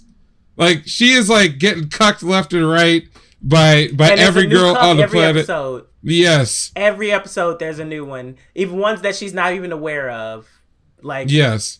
I just don't have it for her. I don't care. I don't care about any of them because he's not ready to even entertain any of them. So I'm just like, man, whatever. Go fucking kill something. Like, he met like an actual like real world model, like in episode 3, who was like a much better match. He actually had like and respect became for this friends person. With her. Yeah, like legit. Like, they worked, and he was like, "Oh, she's better at this than I am." Okay, bet. I'm still enjoying it though. Why was the dog? Do you remember this episode? The dog freaked out when she stood up naked. I was like, "Why did the dog freak out?" And then it did, and then it went right back to. Yeah, like why the dog freak out? The dog is right though. The dog smelt all the fucking dried blood of all the people that she's killed before. Right. I was just like, let that bitch die. What are you doing? Yeah, I feel like the dog is eventually gonna start talking in some form or fashion, but whatever. Like if the rabbit's like a godlike being, so maybe that's different. But whatever. I love Night. I feel like the dog is gonna turn out and be like a fucking like wolf that he can ride or some shit. Yeah. But he doesn't really do that because he can fucking teleport anywhere. So it's just, I was like, oh man, I'm enjoying it, but like they can keep some certain parts. Like I think we're gonna at different points continue to flip flop around. Yeah, because like some part will be really well developed. Like, oh okay, I like what they did here. They be like, this other shit's dragging. Come on, get it together. There's no fucking way you catch it. First of all, you can catch fish with your hands. That's completely practical. Yes. You should not be causing like mini bombs in the water as you catch a fish to basically be like, whoosh. And everyone's like, around like, oh, I guess it's just what happens. Oh, well, he's so cool. You know, is he even human? Shit's funny. Okay, whatever. All right. I was waiting for like some like robbers or some shit to show up and be like, all right, we robbing you rich little niggas in the forest. It might come. We have time. Whatever. But I can't believe he hasn't gone to the damn castle yet. I thought they would have been done with that. We are at episode 7, okay? I don't know. The fact that the chick's father just turned out to be a goofball is funny. The king. I like that too, yeah. He's like, why is my family so fucking eccentric? And then proceeds to be eccentric himself. Like, I thought it was going to go one way, and then the guy, he's like talking to the other night. He's like, she did what? he's like, oh no, I fucked up. Hand me my shit. Yeah. Yeah. So, on the lines of titties, I watched the first episode of Harem Labyrinth.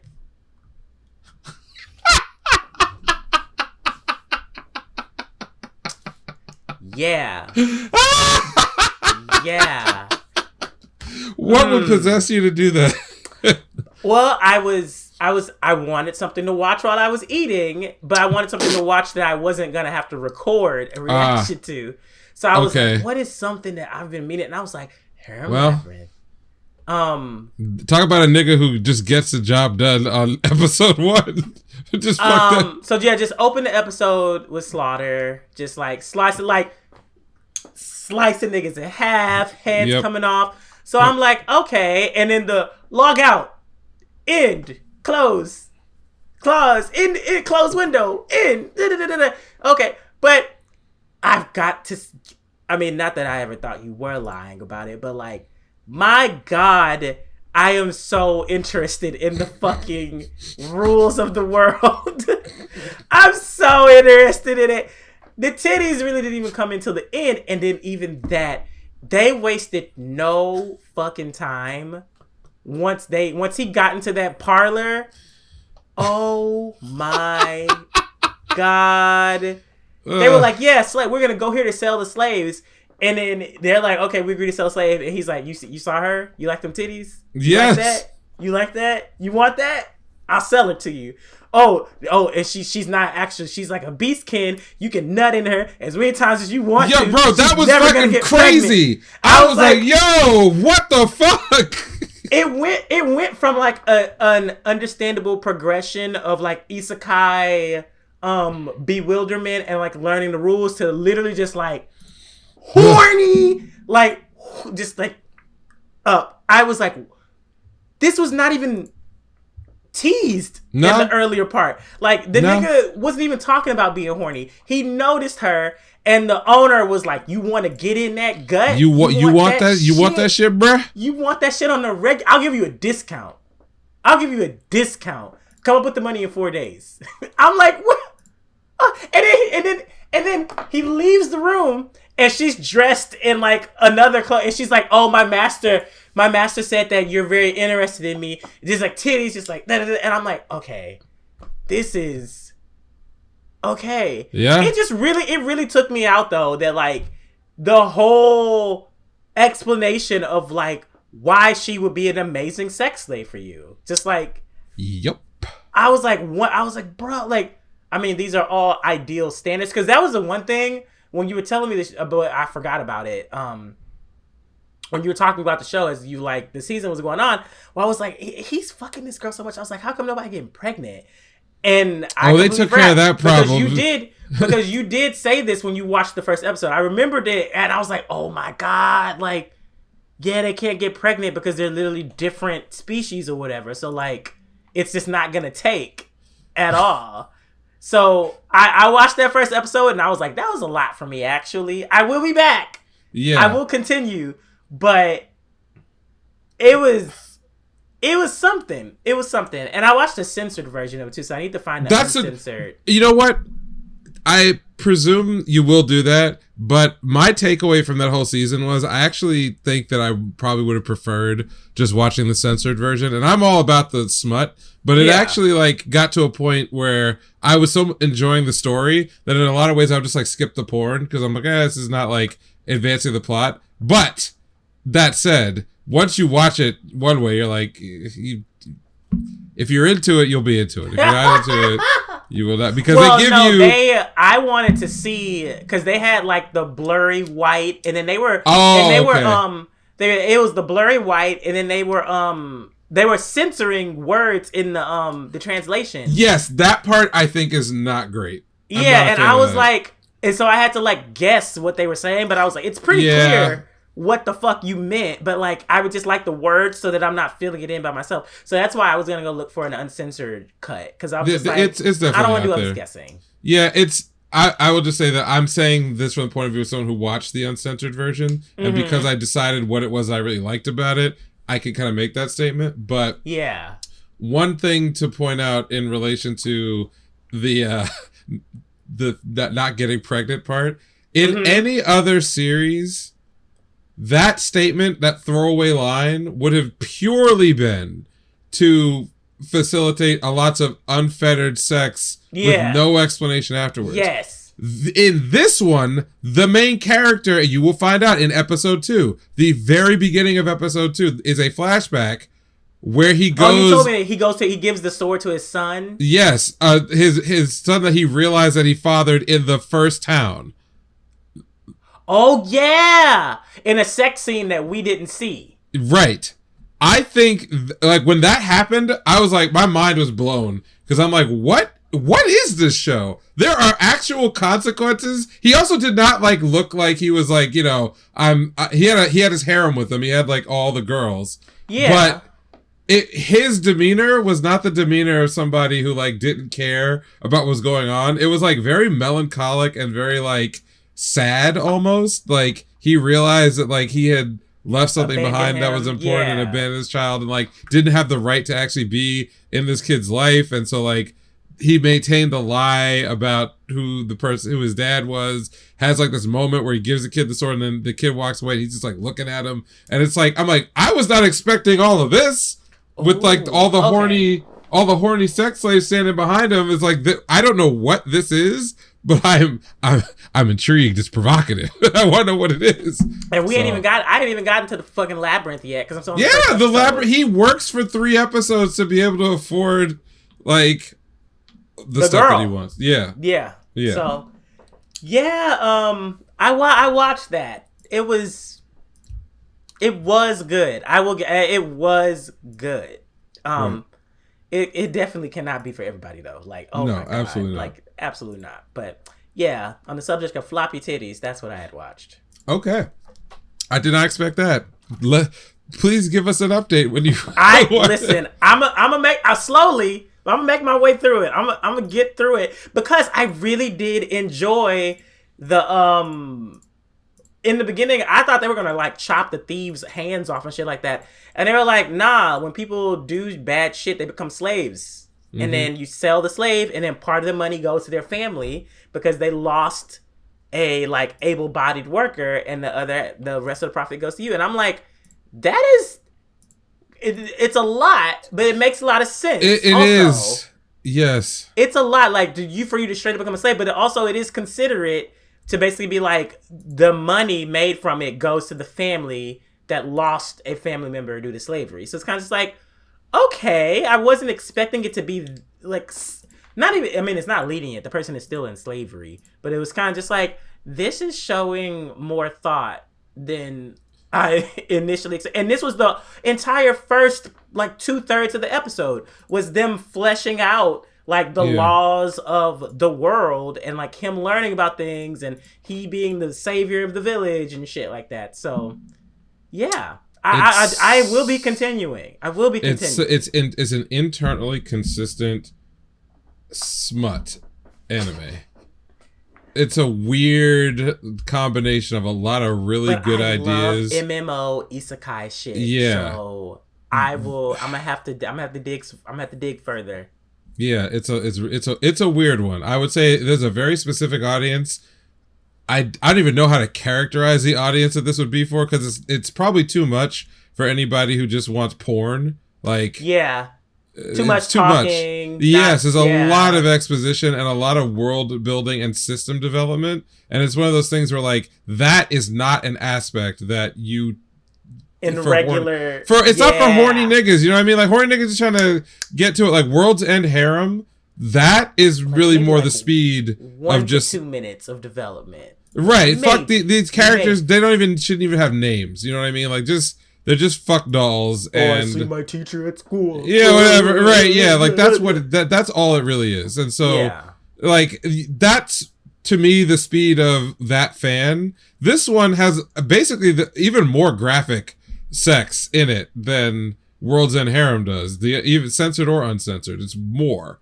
And yet, there's an air of legitimacy to it where I'm just like, damn. Like, y'all really did it, didn't you? Fuck. So... whatever.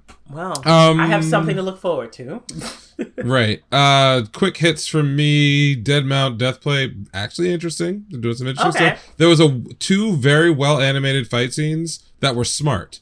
And I was like, oh, the show is trying to do something remotely interesting. The broader story outside of the reverse isekai part is taking it a little bit long for me to ramp itself up. Part of the problem is that because the main character doesn't know anything about the real world, there's a lot of exposition that is repeating things to him that me as an audience member I already know, and I don't really care to watch him figure out, like, oh, I could put souls into fucking stuffed animals and cell phones and shit. Like, that could just happen. I don't need 10 minutes of dialogue padding that out, but there's some actually, like, well thought out action going on. So this is like solidly like a B-, and if you're into the setting and you're into like reverse isekai or isekai stuff, it's perfectly acceptable. It's nothing to write home about. Whatever. I watched I caught up to Golden Kamui, the season 4. Man, I love the show. It's kind of hard to recommend it because it's like it's got multiple prior seasons, and it's part action, part travelogue, part historical drama, part wild gay sex orgy. That's in there a couple of times. Implied. Very muscly men looking wistfully at each other in a steam bath. Yes, implied. But I love it. I think it's great. I think more people should watch it. Demon Slayer is hitting on all cylinders.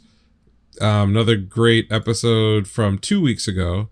I would just suggest people... Yeah, I haven't even started watching that yet, but I saw niggas freaking out, so I was like, all right. Really, really good. It's in its stride. This is one of... Like I said, I think the Swordsmith Village arc is my favorite, because it deals with a lot of characters that will be important sort of for the end of the story, but they kind of they basically send everybody but Tanjiro away, and it's like him interacting with like different Hashiras and you're used to, like all that shit. So it's like it's cool, and the enemies have interesting powers, and they are definitely treated like a real threat, because this is actually, if you think about it, in the Red Light District arc, Tanjiro is definitely, up until the very end, probably the weakest character that's there, right? He's constantly sort of having to like double, triple team his enemies, and in the end he gets like absolutely fucked up. Like, yes, he gets the last hit, but he gets the last hit after like seeing a bunch of shit he could never do. You know what I mean? Like, he's like, well, this is above my fucking pay grade. In the Swordsmith Village, it's where you start to see him as like, oh, I'm him.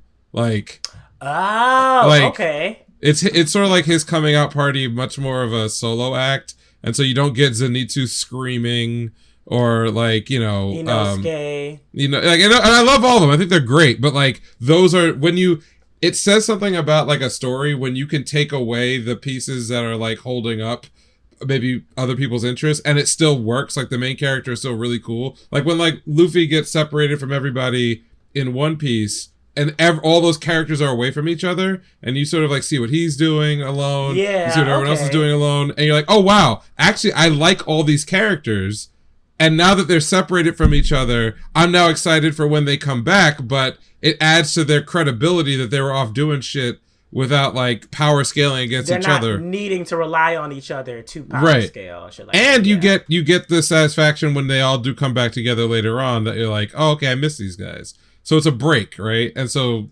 I think this is really, really cool, and the production values are off the charts. And I think that's about all that I watched this week. I didn't really watch anything else, so I mean, that's all for me. You watched the most important thing. Is there any news that stood out? Not that I really saw that's on strictly on the anime side. Obviously everybody going crazy over Zelda, but yeah, I mean that was just gonna be my recommendation. It's just, how do I put it? The lessons were learned like aggressively, like the no story, the weapon shit, like all that. I mean, the weapon durability stuff is still there, but the mechanic that they added makes it so much better. But when I tell you, then any nigga who is saying, oh, they just redid the map, like, oh, it's the same map, this is boring, I'm here to tell you, they did not just do that. It is insanely huge. It is a fucking humongous game. It once I got like the full scope of what the game was gonna be, I was like, they did what?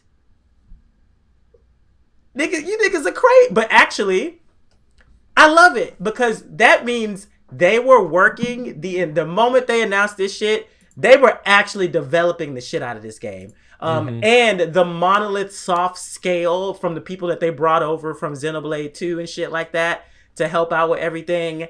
It is showing. So it's still on the Switch, y'all. Like, listen, you take what you got to get. But the story elements that were added, the mechanics that were added, combat mechanics, and crafting and things like that of that nature, exploration.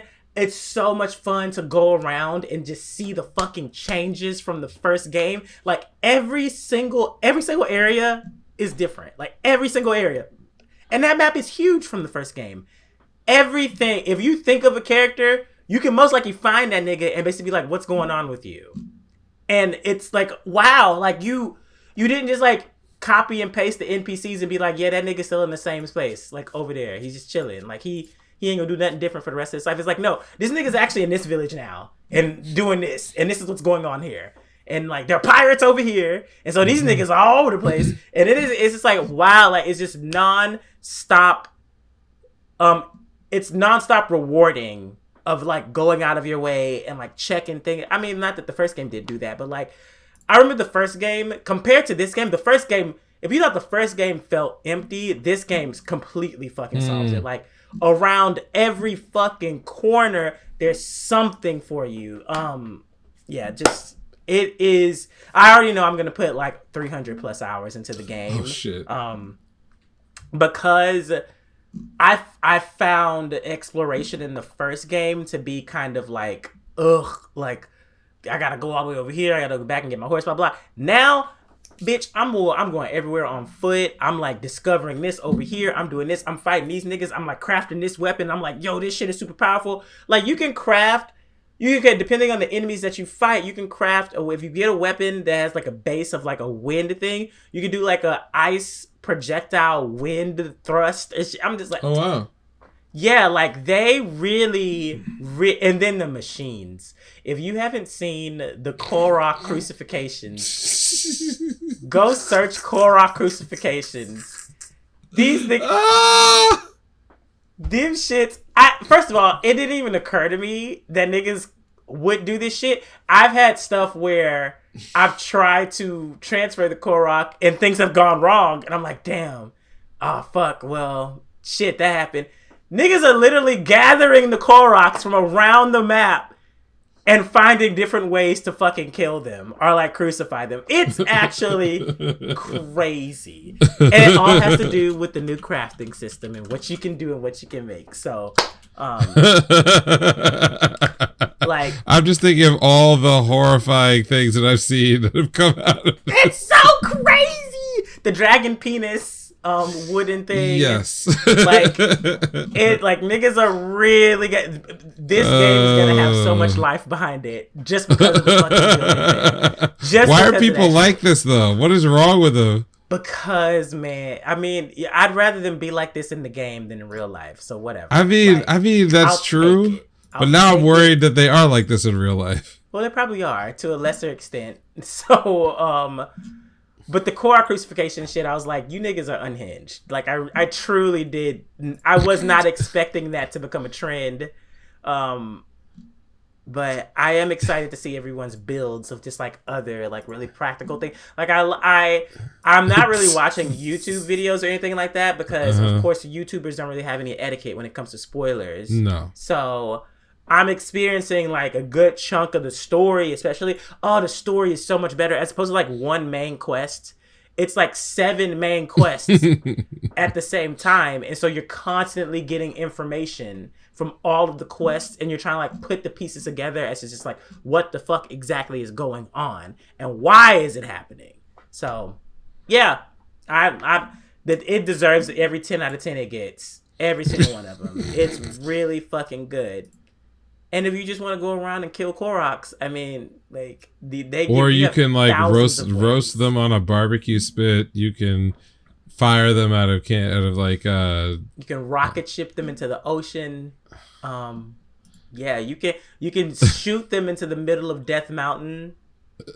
But then if you do that, then it opens up a whole nother shit of things you can do with them because of what's going on at Death Mountain. Like the game is huge. Yeah. But yeah, just 10 out of 10. That's my recommendation for the week. I mean, I would recommend Harem Labyrinth, but you know, I already sang its praises. So B. Yeah, someone's gonna ask me one day, like, so James, do you actually like that show? And like, I'm gonna have to think really hard because I think I do. I think I like it. But it's weird. It's a weird one. It doesn't sound like you're suffering. So that hell no, no. It's enjoyable. Like it's 100% enjoyable. I mean, it's like, but it's like you know, when niggas be on that the first time they see some absolutely degenerate like new kind of porn that they never knew, and it's like something is awakening inside of me. It's like, I didn't know I was gonna enjoy this, but I'm enjoying it for the straightforward, like, there's interesting shit here. There's actually interesting stuff here. But you feel like you gotta justify it once people see what else is in there. Yeah. So it's like, their loss. True. There was one other item I wanted to bring up, which is that the Genshin remake looks really good. And I've seen a lot of people talking about they don't want to support it. It doesn't matter. It's gonna do well regardless. I don't want to turn into the whole thing, but like, just like the J.K. Rowling situation, you can say you don't want to look at it, and if for you're like, oh, okay, this is just giving me the heebie-jeebies because of what the author did and is as a person. Yeah. That's your answer. And no one's gonna convince you. I promise you, this shit is going to make a pile of money. It's going to make so much money that your participation or lack of participation is not going to matter one way or the other. And it's going to keep going for years because they're going to do all the arcs. Yep. And all of them. The shit they didn't release in America. Yes. And it got a great budget. It looks fucking fantastic. The ending music is by Riol, who is awesome.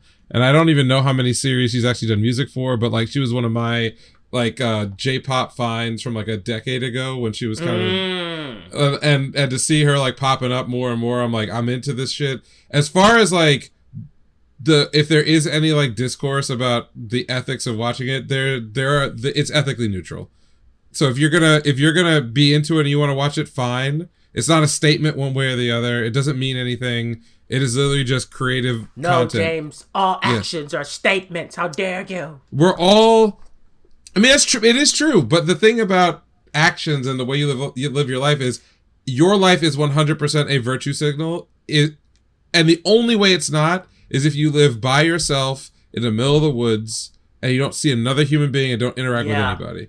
Everything you do, the clothes you wear, where you go outside, the friends that you associate with, the places you spend your money, your investment in politics, your discourse on the internet, the things you find amusing, the things you share with other people, literally all of it is a virtue signal. So that in and of itself is not an argument. It's really the question of, if your personal ethics say you don't want to participate in this, then don't participate in it. There's nothing, right, there's nothing for, nobody should ever attempt to bully anybody else into also, liking. Don't come charge up everyone else. Exactly.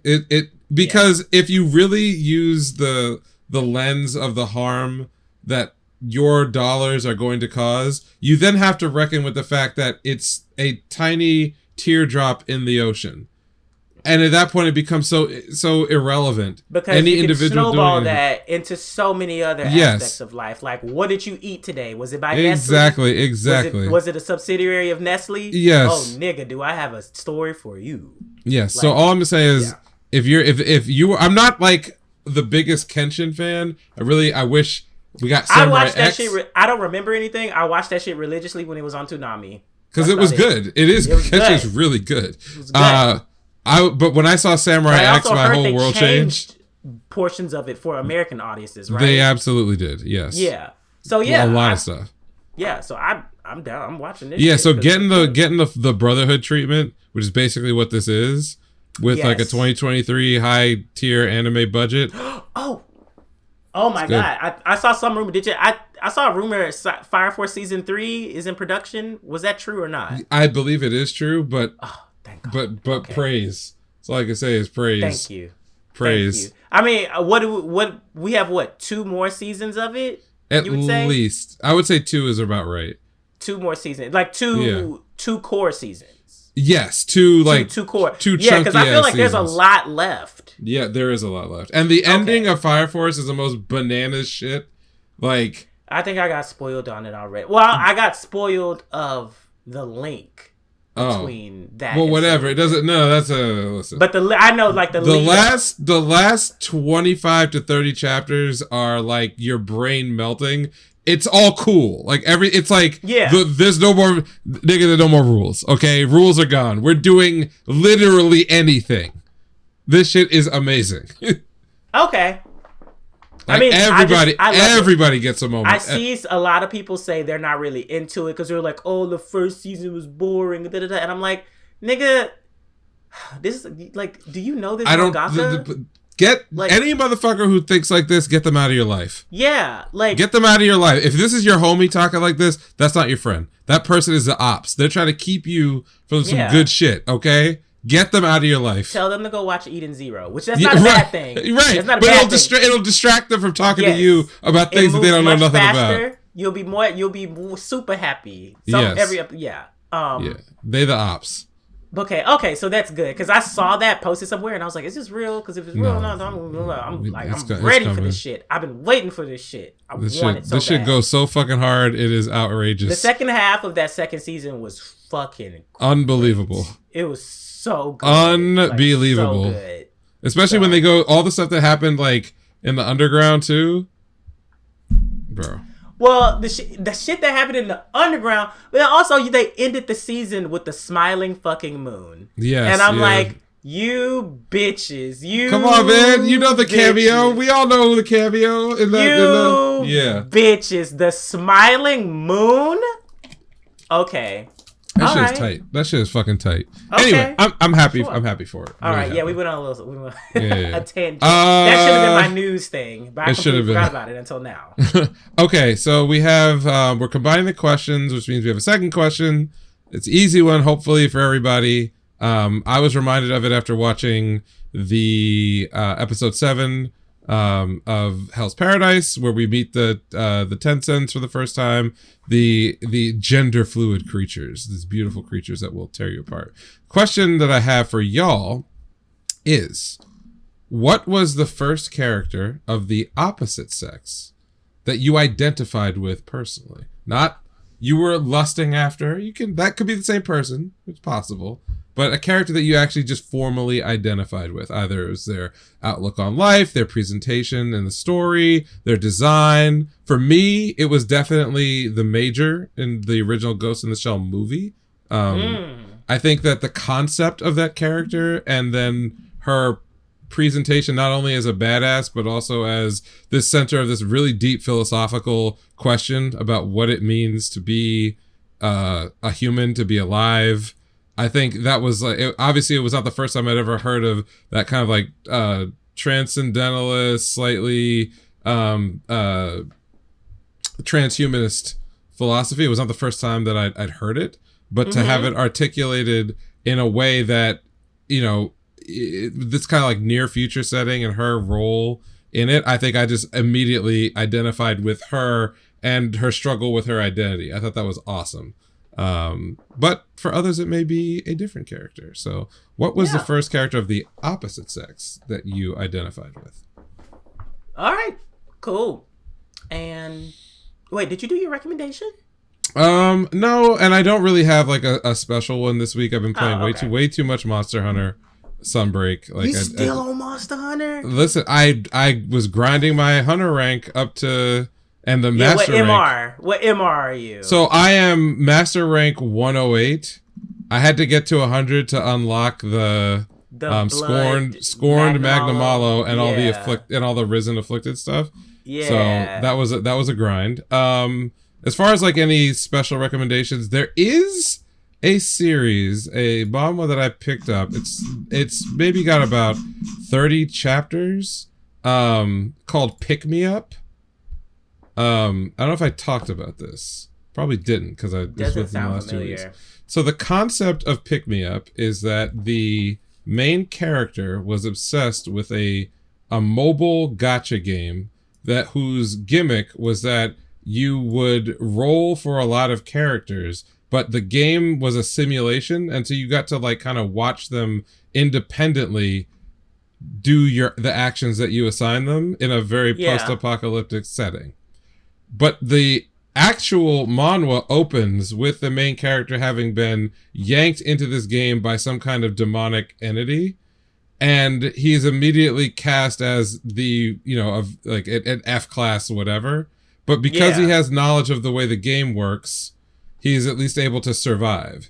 Now, this is not a series where the main character starts out overpowered. It's also not a series that, at least by it's up to chapter 40, that the knowledge of the game system themselves offers an unfair advantage, so that the thing instantly becomes a power fantasy. It's frankly a pretty dark and depressing look at both the culture of players around gacha games, the fragility of human life, because one of the first realizations when he gets into the game is that that it was never a game, and that he might personally have been responsible for sacrificing tens of thousands of real living people because he didn't realize that it was just a game. Also, he's in someone else's game, and it's a character that we don't meet. We don't interact with that character. They're just the user, and that user fucking sucks at the game. So the cast is constantly put into really, really, really horrible situations, not comedic situations, where they've killed off about half of the named characters that have come through so far, but it has like that Red Ice Studio, like kind of solo leveling aesthetic. So you're not quite sure in the very first like chapter how serious is this going to be, and it's serious. Like, niggas be dying and dying and dying. The main character is also not a nice guy, so his point of view is that if you can't earn your keep, you don't deserve to live.